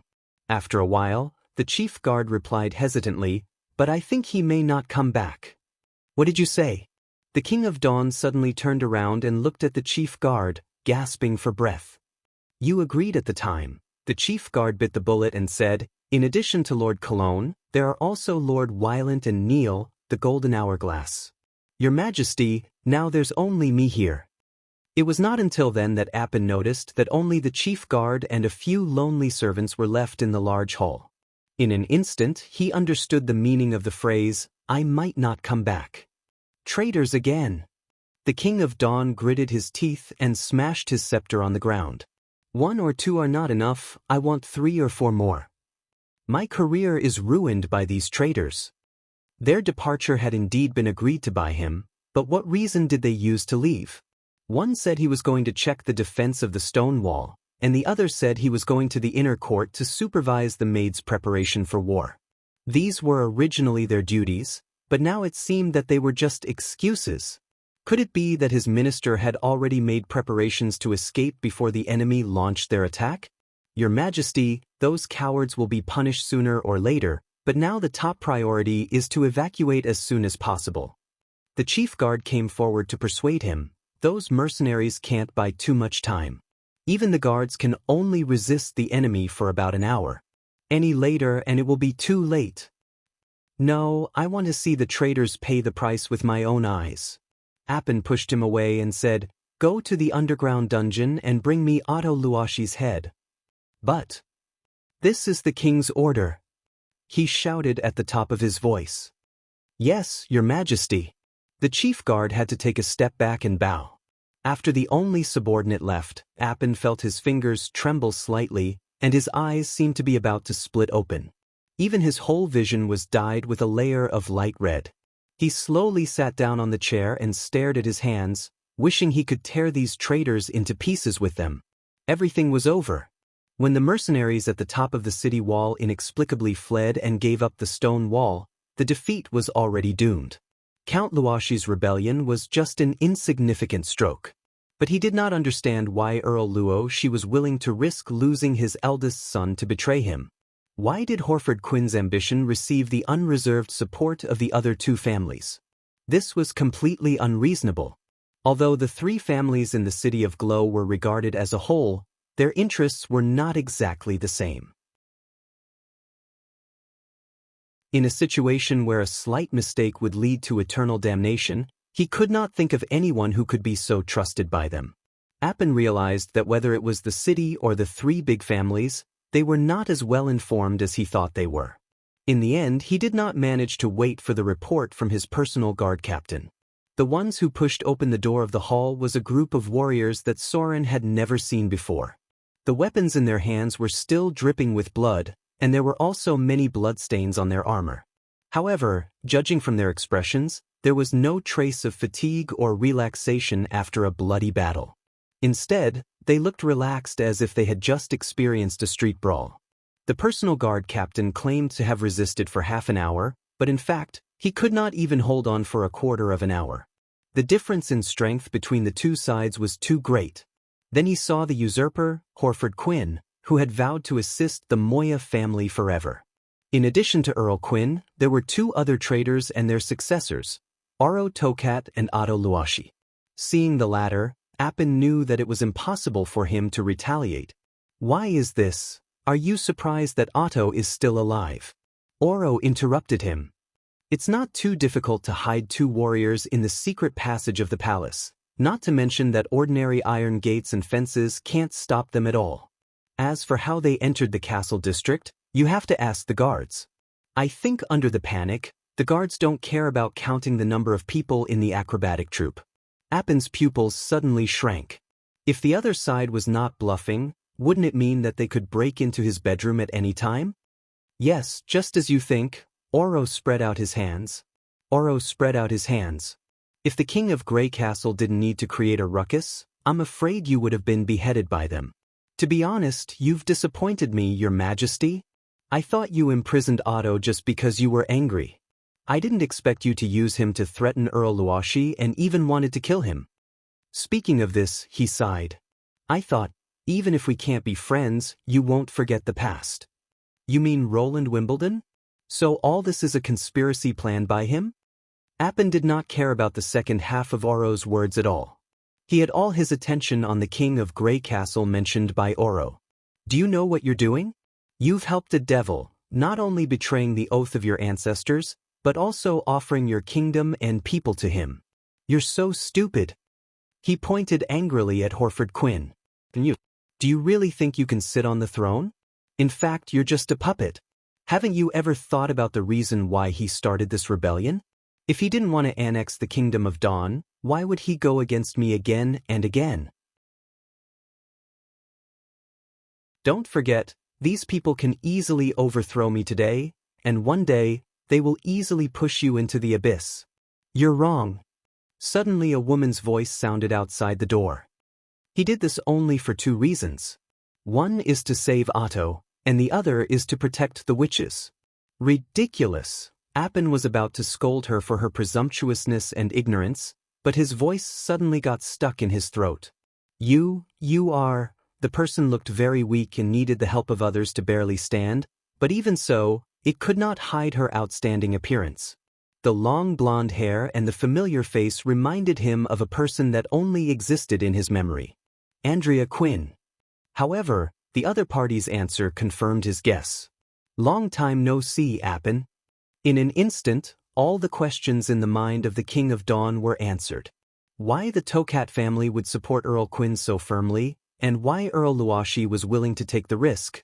There was indeed a person who could win the trust of both families at the same time, because their children had fallen in love with each other. The anger in his heart was extinguished, replaced by a sense of despair and helplessness. He murmured for a moment and finally said, Why? Why did you choose them instead of me in the end? If being defeated by Roland Wimbledon was destined, why did you also betray me? I could have given more than them. If it weren't for that accident, half of the kingdom would have been yours.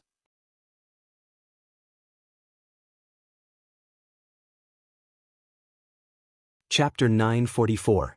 Appin suddenly froze in place. In other words, the accident many years ago was a hoax deliberately created by Earl Quinn to cover up the news that his daughter had become a witch? Andrea is an evil fallen one. He did not know. But the murderers who murdered his father and stirred up the kingdom were indeed witches. If they did not have such an unreasonable ability, everything would not have become like this. Was it wrong for him to want to avenge his father?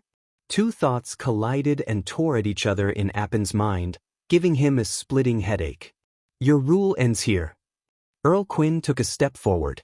In any case, the Kingdom of Dawn should not continue to act according to your will. Witches will be rehabilitated and have the same status and rights as ordinary people.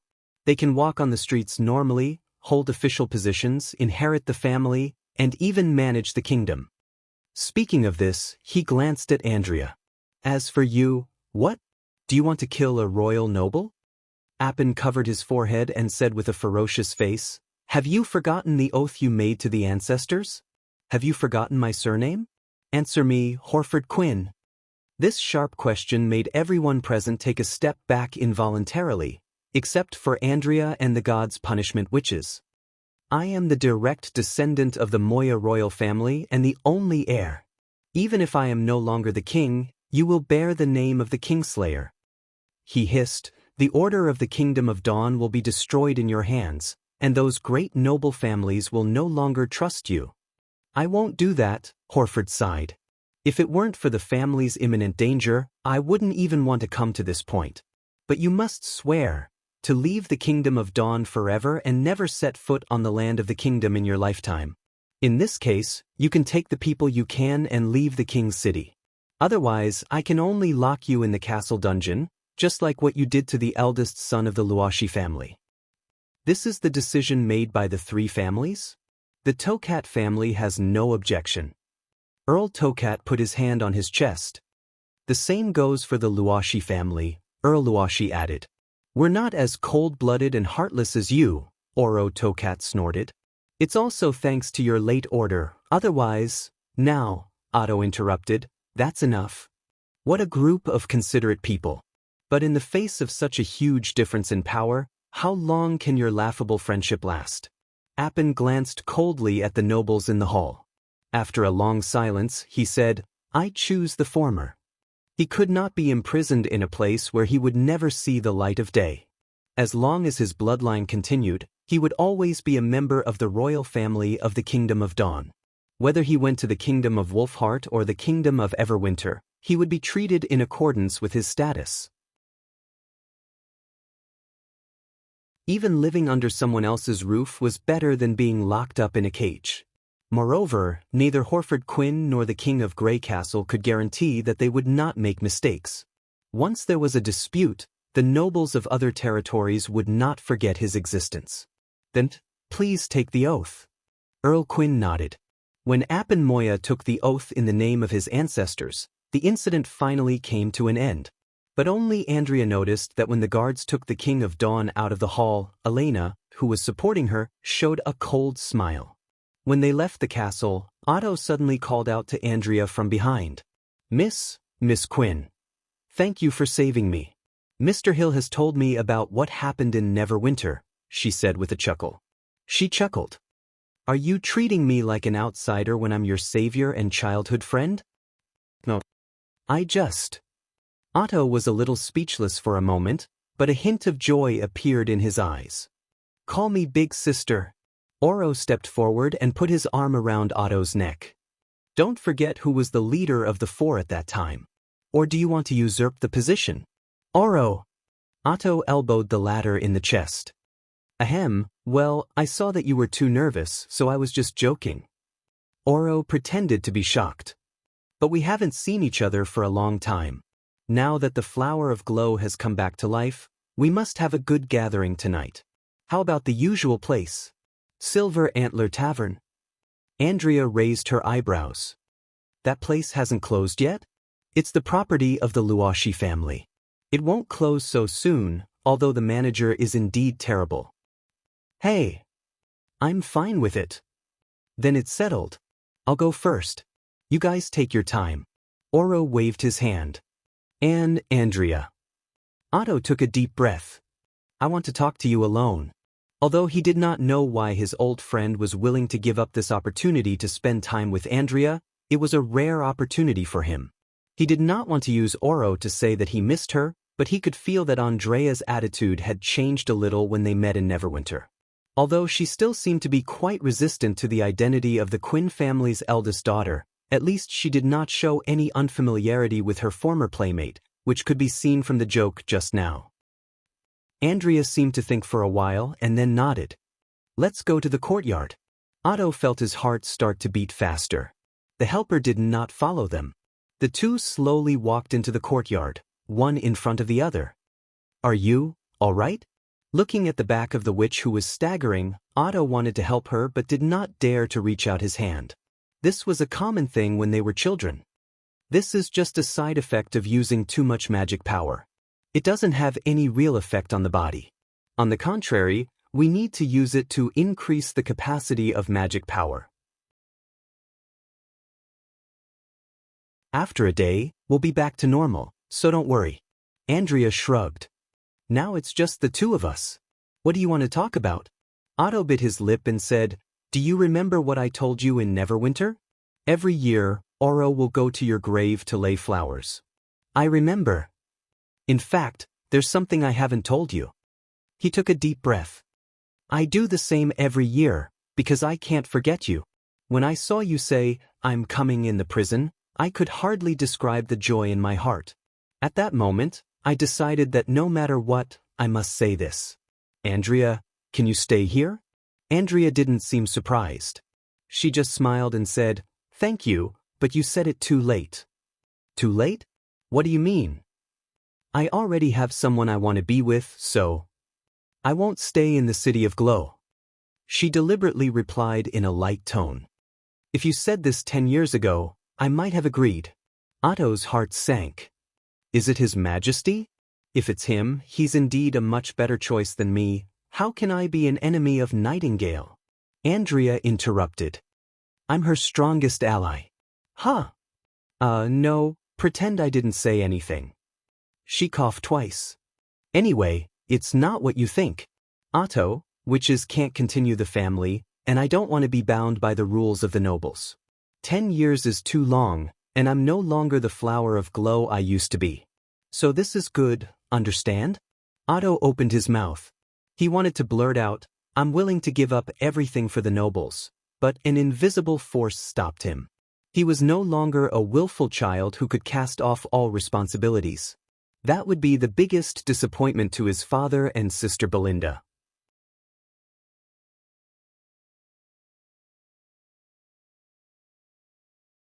Chapter 945. 2 days later. In the palace of the City of Glow. You're leaving today? Can't you stay here a little longer? Horford looked at Andrea, who had come to say goodbye, with mixed feelings in his heart. Otto and the others wouldn't want to say goodbye to you as soon as they meet. I've been away from Neverwinter for a long time. There are still people waiting for me there, Andrea said frankly. And now it's the time for the new king to replace the old one. As the heir of the family, they shouldn't waste their time on banquets and entertainment. Since we're friends, it's enough to see each other once. She is indeed different from before, the Earl thought. She has grown up. About the negotiation with Grey Castle. Do you have any suggestions? Horford pondered for a moment. I'd like to hear your opinion. It's very important for the family's decision-making. I don't know much about government affairs. In Neverwinter, the people in charge of these affairs aren't nobles, but free people who have passed the examination. If you want to know more details, it would be more suitable to talk to Hilfox. He has always been in contact with the Western region. Andrea paused. If I have to say something, I would say don't make the same mistake as Appin. Horford smiled bitterly. If I still dare to oppose Grey Castle after witnessing the power of Roland Wimbledon, I can't even describe my stupidity. It's not just power. Andrea shook her head. The upcoming Battle of Divine will concerns the fate of all mankind. At this time, internal strife will only accelerate our demise. Neither Grey Castle nor the Kingdom of Dawn can survive alone in this catastrophe. In this case, you should know better than me how to maximize the benefits of the family. The greatest benefit is to continue the family. Horford quickly understood what his daughter meant. And the hope of continuing the family now rests on His Majesty, she said, spreading out her hands. So, control the order of the Kingdom of Dawn, stand firmly on Grey Castle's side, and work together to survive the battle of divine will. This is the only advice I can give. Earl Quinn nodded slowly. I see. Just as Andrea turned around, he could not help but call out to her again. You don't need to send me off. I still have a lot of things to do. You don't have to worry about my safety. The gods' punishment witches will return to Neverwinter with me. No, what I want to say is, I'm sorry, daughter. When he said that, Horford suddenly felt a lot older, but he also felt a lot more relaxed. In fact, there were many things he wanted to talk about. For example, he had indeed sent her away for the sake of the family, but it could not be said that he had no intention of protecting her. He also regretted not discussing this matter with Madame in advance. If he could do it all over again, he might not have done it in such a violent way. And when he heard from Otto that she was still alive and living well, his heart surged with joy. It was just that Earl Quinn knew that the damage had already been done. Even if he said those words, they would only be excuses to the other party.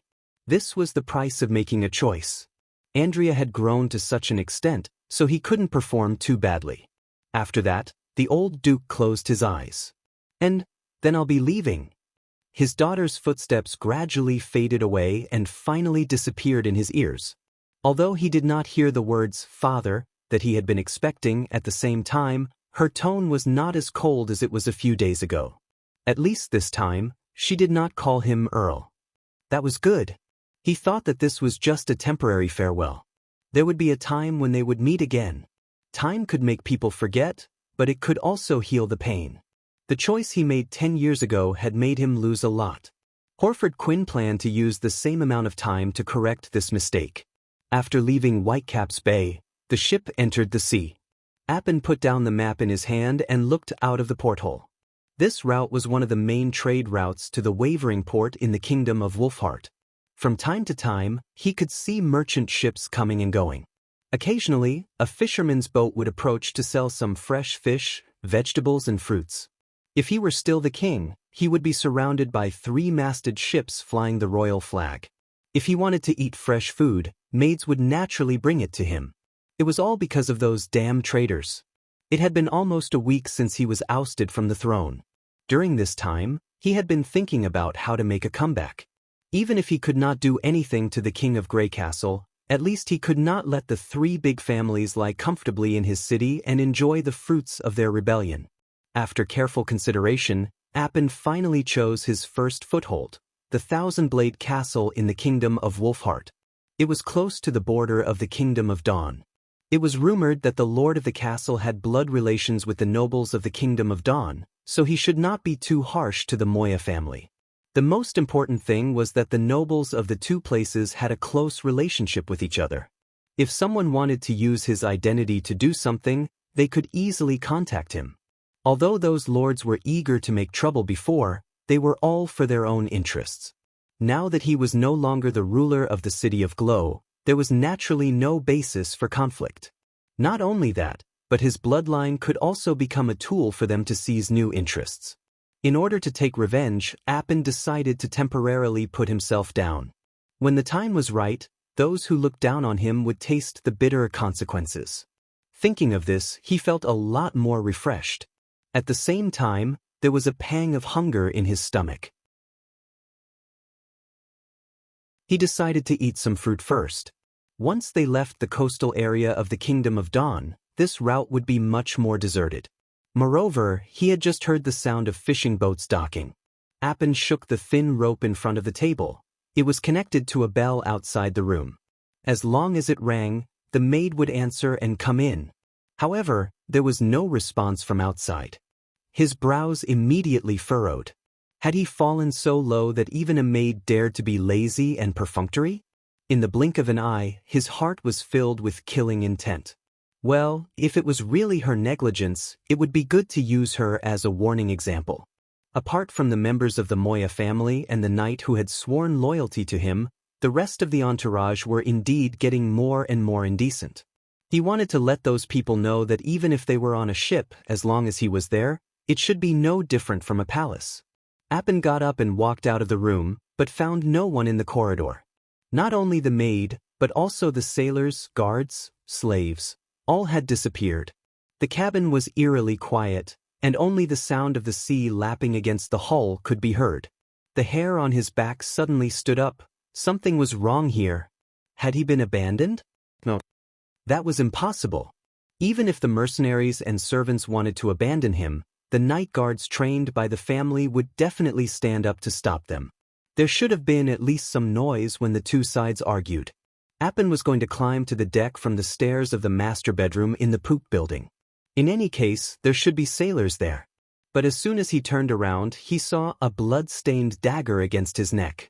The person holding the dagger was an extremely ugly woman, but her eyes were as bright as stars. She was not from the ship. Appin immediately realized that it was impossible for such a unique person to not have any impression in his mind. She was an attacker from outside. Who sent you? Do you know what you are doing, untouchable? I am the King of Dawn, the Moya family. His voice stopped abruptly. He found that he could no longer breathe out through his mouth, and the gushing blood had blocked his throat. The tearing pain extended from his neck to his chest, and the coldness that swept through his body robbed him of all his strength. As he fell, he only heard a casual whisper above his head.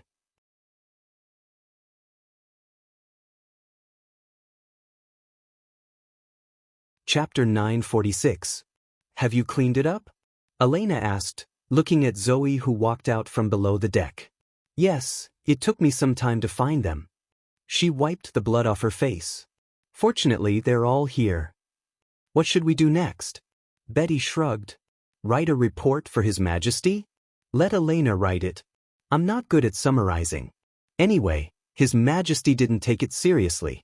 He only said that the overall situation should be stabilized first, and the way to deal with it was up to him. Just write him as a man with ulterior motives who was unwilling to fail. For such a person, it's better to die. That's right. Betty looked confident. If he didn't have ulterior motives, why would he choose a border city closest to the Kingdom of Dawn? His Majesty's attitude is casual, but we can't. Elena cleared her throat. I'll list out the causes, consequences, and analysis in this report, including your statements, just like the minutes of the meeting in the City Hall. You just want to get his appreciation so that you can go to the dream world a few more times. Zoe rolled her eyes. What nonsense are you talking about? Hey, can we do that? I didn't think of that. Betty looked at Elena with her eyes shining. Can you teach me how to write a formal report? I will talk about it later. Elena coughed twice. Now, let's get down to business. That's right. Zoe also put away her teasing look. But don't write this part in the report. I know. Elena turned to look at the other end of the deck and waved at several men in black robes. Come here. The leading old man walked to the three tremblingly with the help of two men. He bowed and said, Oracle, what can I do for you? Since you're willing to come here with us, it means that you're well prepared, right? Elena asked seriously. He was the creator of Black Money, the legendary businessman of the city of Glow, Banach Lothar. Although the gods' punishment witches were invincible in battle, they still needed the help of mortals for certain things, such as intercepting Appin at sea and making sure that his death had nothing to do with Grey Castle. To a mortal, regicide was an unimaginable crime, especially to end the bloodline of a royal family. No amount of wealth could offset this ridiculous blood worship, which could be seen from Banach's trembling shoulders.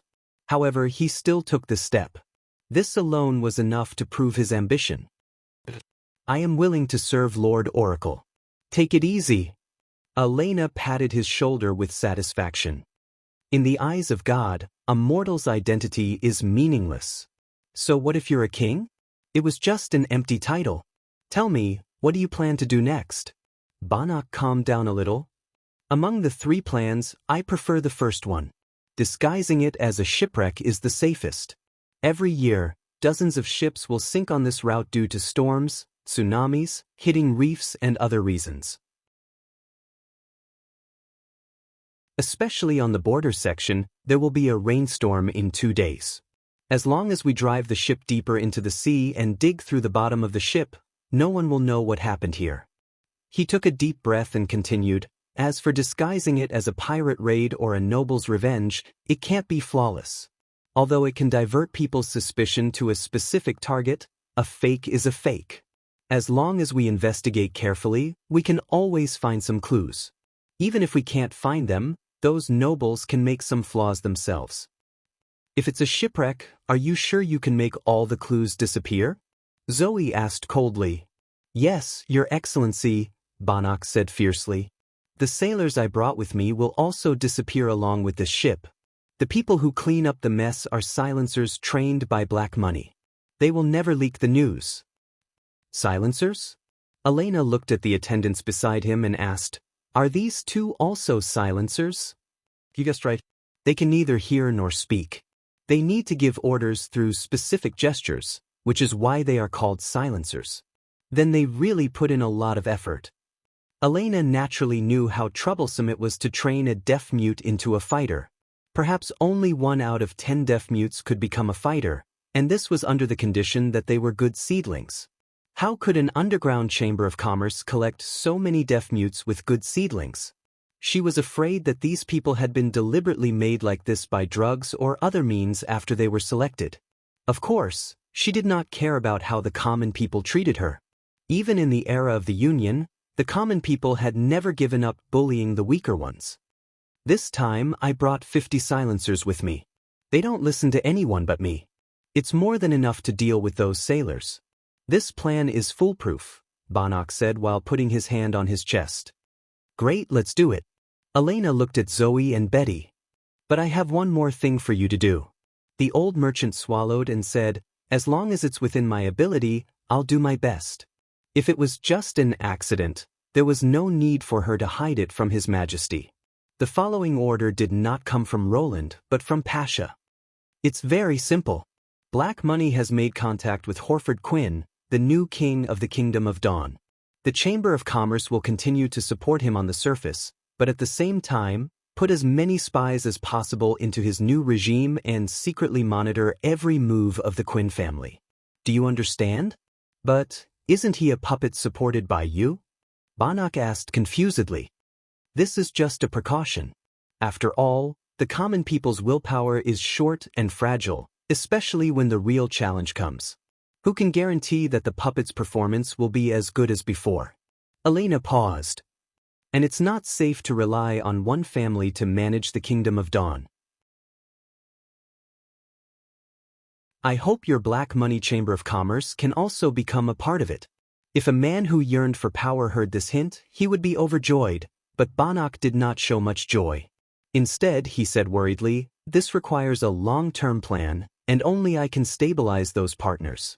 But, Oracle, you know my body? Elena took out 2 porcelain bottles from her back and put them in front of Banach. Take them. You can drink them when you're not feeling well.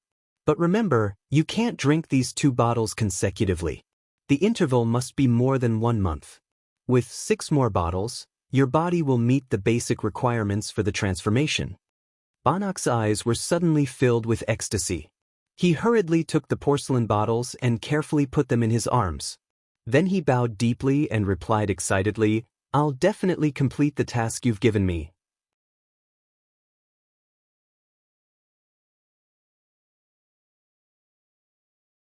Chapter 947. After receiving the news that the rescue operation had been a success, Roland finally felt relieved. Although there were some deviations from the original plan and they failed to conquer the Kingdom of Dawn, the neighboring countries had finally overthrown the Moya family and maintained basic stability. The new Quinn family would be the most loyal ally of Grey Castle until they gained a firm foothold. Moreover, Neverwinter had Andrea. As long as there were no accidents, the alliance with the Kingdom of Dawn would last for another generation. He did not think that the Third War of Divine Will would last for 100 years. It was estimated that Andrea and the God's Punishment Witches would need about a month to return to the western region. He intended to make good use of this time to plan the future development of Grey Castle. After all, with the destruction of the remnants of Timothy's party, the opposition temporarily disappeared, and the kingdom was nominally unified. Although it would still take some time for the secondary city hall to play its role and completely turn Grey Castle into an efficient centralized country, he could start preparing now. When that day came, the strength of Grey Castle would inevitably increase to an unprecedented level, and the gap between it and the other 3 countries would be widened. The most important thing in the development plan was how to make good use of the witches' ability. After all, they were the primary productive force. In the 2 weeks after Anna returned, the city had undergone a series of changes. The most obvious change was in Roland's castle. His mahogany desk had doubled in size, and there were more than 10 hand-cranked telephones on it, which led to the office of the Witch Building, the City Hall, the barracks, the Third Border City, the Longsong area, and other important places. In case of an emergency, he no longer had to rely on the legs of his personal guards to deliver a message. In addition, the first public telephone had appeared in the central square, which connected the city and the misty forest. As the railway construction progressed, it was extended to meet the needs of the workers who could not return home for a long time. Of course, this line was charged on time, and the number of callers per day was limited, so they had to apply in advance. If they did not want to spend too much money, they could choose to send letters by air or by rail, which were cheaper. Thanks to the popularization of primary education, written communication had become more and more common among the citizens of Neverwinter. The department responsible for the operation of these systems was a newly established department in City Hall, the Communications Department. Since its work involved taking care of messengers and delivering letters to people's homes, its subordinate agencies instantly became a behemoth second only to the Ministry of Construction. It provided about 1,000 jobs in Neverwinter, and almost all of the new graduates were employed. From this department, Roland could already vaguely see the outline of a mega corporation rising in the future.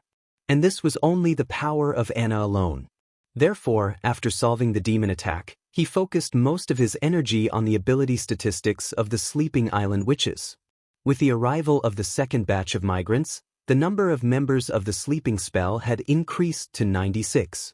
Vendi and Scroll were extremely busy just testing their abilities. Coupled with the fact that there were a few witches who did not cooperate, the first step was quite difficult. Fortunately, thanks to Tilly's personal prestige and Vendi's conciliatory offensive, the registration part was successfully passed. The black leather book placed in front of Roland now was the preliminary result of the witch's ability survey. He had read it repeatedly for several days and planned the positions of most of the witches. He had to admit that the previous classification of strengthening, summoning, and enchantment types was too general and not suitable for intuitively expressing the scope of their abilities. Therefore, he simply reclassified the witches according to their job categories. For example, those who were good at processing were classified as manufacturing ability, those who were closely related to animals were classified as breeding ability, those who could not find a use for them for the time being were classified as pending. In this way, City Hall could clearly see the number of available witches in the production category. In addition, the nearly 100 witches also showed Roland how amazing the differences in their abilities were. They were all awakened ones, but some could only make flowers grow in the cracks of stones, while some could create burly magic servants. It was no wonder that the Union could not withstand a protracted war. Once a combat witch died, it would take many years to find a replacement. Obviously, the safest way was to place the witches in the factory. Among the 100 people in the list, there were 4 that Roland valued. They were number 26 Dark Cloud, number 43 Azima, number 44 Doris, and number 89 Slender Wrist. Dark Cloud's ability was dyeing. She could dye any object she came into contact with into any color without changing the original nature of the object. In theory, this should be regarded as a kind of enchantment ability. The duration was limited, and the magic power consumption was greatly affected by the size of the target. After completion, it would not be affected by the god's stone of retaliation. However, the strength of her ability was that the effective time of dyeing could be extremely long, probably because changing the color had little effect on the object itself. She only needed a little magic power to maintain the effect for several years. In other words, if Dark Cloud used all her strength, she could maintain the color for hundreds of years. However, there was still a limit to the size of the target, and she could not release her ability instantly like Hummingbird. At the same time, she could compress the effective time as much as possible. Therefore, once she encountered a large object that exceeded the upper limit of her magic power, the result would be that her ability would be ineffective. It was still too difficult for her to change the color of the sea in one breath. In fact, according to Vendi's test, she could at most affect an object within the range of her arms, which was about 1.5 square meters. For Roland, such a large dyeing area was enough. After all, objects could be divided and combined. It could be said that Dark Cloud's ability made up for a gap in Neverwinter, the development of dye technology. In this era, the dyeing method was derived from natural extraction, which would definitely be a big selling point in advertisements in the future. However, the fact was that the performance of naturally extracted dyes was terrible. They had a lot of impurities, were easy to fade, had poor antioxidation resistance, and were very rare. As a result, only the nobles could afford colorful clothes, and the latter's effect was mostly made by inlaying gold and silver. Dyes were widely used. In addition to the traditional textile industry, education, printing, chemical industry, biology and other fields were inseparable from the support of dyes. Moreover, to a certain extent, Dark Cloud could also relieve Soroya's burden. She could be regarded as a versatile person. However, the following witches, number 43 and number 44, gave Roland a slight headache. Azima and Doris were two of the witches that Vendi mentioned were not very cooperative. When they first met, they had expressed their dissatisfaction with Tilly and wanted to leave Neverwinter as soon as possible. Although this disagreement was temporarily resolved by Scroll, the rift still existed. It was still unknown whether the two were willing to accept the recruitment and devote themselves to work.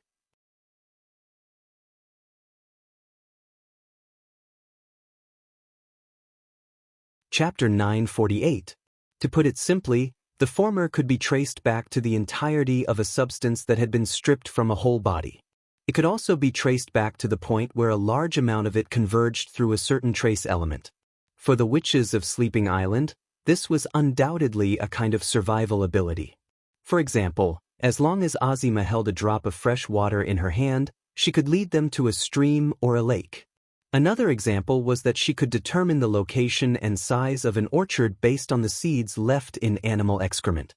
Because of her great contribution to the team, several witches from the eastern region gathered together under her leadership, forming a rather tight small group. However, in Roland's eyes, tracing the origin was undoubtedly a direction to excavate natural resources. It was even more versatile than Sylvie's Eye of Magic. The reason was very simple. When Sylvie used her Eye of Sight, her magic power consumption would increase exponentially, and the distance she could cover would be greatly reduced. She could divide the ore seams in the North Slope mine, but once it was a vein buried deep underground, she would be powerless. In addition, even if it was a shallow resource, it was difficult for her to distinguish the type and size of the target. At most, she could only say that there was something underground, but she could not tell what it was. Azima did not have this concern at all. Not only could she accurately locate a single resource, but she could also clearly know its quantity. If used together with Lucia's purification ability, she might be able to move the entire periodic table of elements to the map of Grey Castle. When Roland was studying geography, his deepest impression was of a national map full of various resources. Now that Grey Castle had been unified in name, he should also work in this direction and expand the source of raw materials to the whole country, even to the Kingdom of Dawn and the Fertile Plains. But even if Azima was unwilling to help, it was not difficult for Neverwinter. After all, the resources would not run away. As long as he had enough time, he would eventually achieve this goal. Doris's demonization was different. Limited by the lack of observation methods, he did not even have a basic understanding of magic power. If he wanted to better control it, witches were the only way. Demonification was such an incredible ability. The description that Vendi wrote in the book was that it could allow the magic attached to dead objects to form a cycle, thus greatly slowing down the exhaustion, making it seem as if it was alive. Roland had reservations about this evaluation. He knew that the witch's statement that inanimate objects couldn't have magic power was just a habitual statement. Although in most cases this law would be effective, there was an exception, and that was the god's stone of retaliation. Isabella and Agatha's joint experiment showed that the god's stone did indeed possess magic power, or rather, the ability to attract magic power. This was originally an exclusive characteristic of awakened ones. When Isabella wiped out the interference area of the god's stone, she could see a very subtle magic residue on its surface, but it could only last for a few seconds. During the entire process, there was no third party injecting mana into it, so the remaining mana must have belonged to the god's stone itself. In other words, although the god's stone of retaliation didn't possess a high concentration of magic power that could render other abilities ineffective like he had previously speculated, it did indeed contain magic power.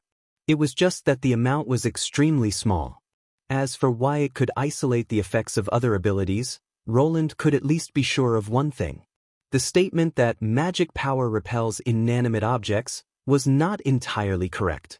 Considering that the god's stone would soon become an ordinary stone after Isabella's adjustment, Agatha made a bold conjecture. The magic power of the god's stone of retaliation would continue to be lost, but it could constantly absorb new magic power like a living thing, forming a cycle. Just like the gravel on the beach, it absorbed the sunlight during the day to heat up and released it at night. Otherwise, it would be impossible to explain how Isabella's ability completely changed the nature of the god's stone, even though it did not involve the structure of the god's stone of retaliation. She believed that the god's stone had been killed by Isabella. Vendi's statement obviously followed Agatha's conclusion. Roland did not take it seriously. He had always believed that the god's stone vein was a kind of inanimate object. The fact that it could absorb magic power had nothing to do with whether it was alive or dead. The reason why the god's stone vein was unclear was that humans knew too little about the microscopic world before the invention of the microscope. Therefore, in his eyes, demonization could also be said to be a kind of god petrification. Of course, no matter what the truth was, the effect of this ability was unquestionable.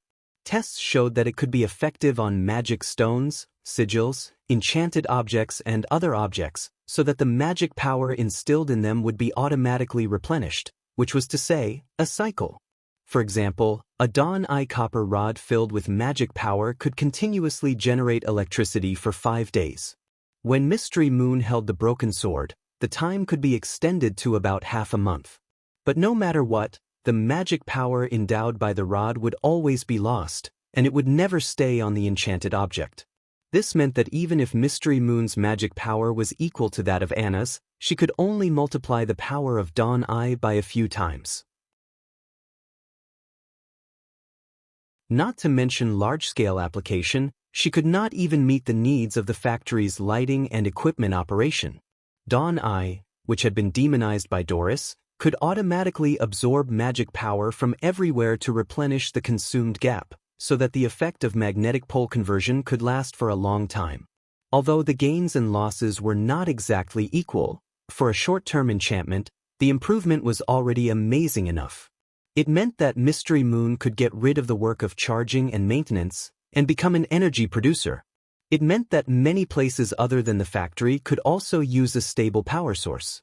At the same time, many originally useless enchantment abilities would also be reborn because of demonization. Even Agatha and Isabella could get a pile of similar god stones as test subjects, which would be very helpful for further research on magic power. As for the shortcomings such as the long casting time, low efficiency, and the interruption of the magic power circulation by the god stone, they were nothing compared to the ability itself. Therefore, Roland wanted to keep witches like this, no matter what. After thinking about it, he could only try to use sugar-coated bullets to attack. After all, when it came to seducing people, he had never seen anyone better than himself. The last one, Slender Wrist number 89, lived up to her name. Originally the daughter of a jeweler, she was born to be good at carving. Not only was her wrist slender, but her hands were also very good, so she could carve complex patterns on the ring. After the awakening of her ability, this talent had made great progress. Not only did her carving speed greatly increase, but she could also use it on any material. At first glance, Anna's Blackfire could also do this easily, but she was after all a genius who had advanced twice. In the Union, she belonged to the top senior witches, so she was not at the same level as Roland. You're tuning in to the Passion Pages YouTube channel. We're so grateful for your support, and don't forget to subscribe to join us on this incredible journey through captivating stories. Your generosity through donations truly makes a world of difference, as it's the primary source of revenue that allows me to expand and enhance this channel for you. Thank you from the bottom of my heart for being a part of this adventure.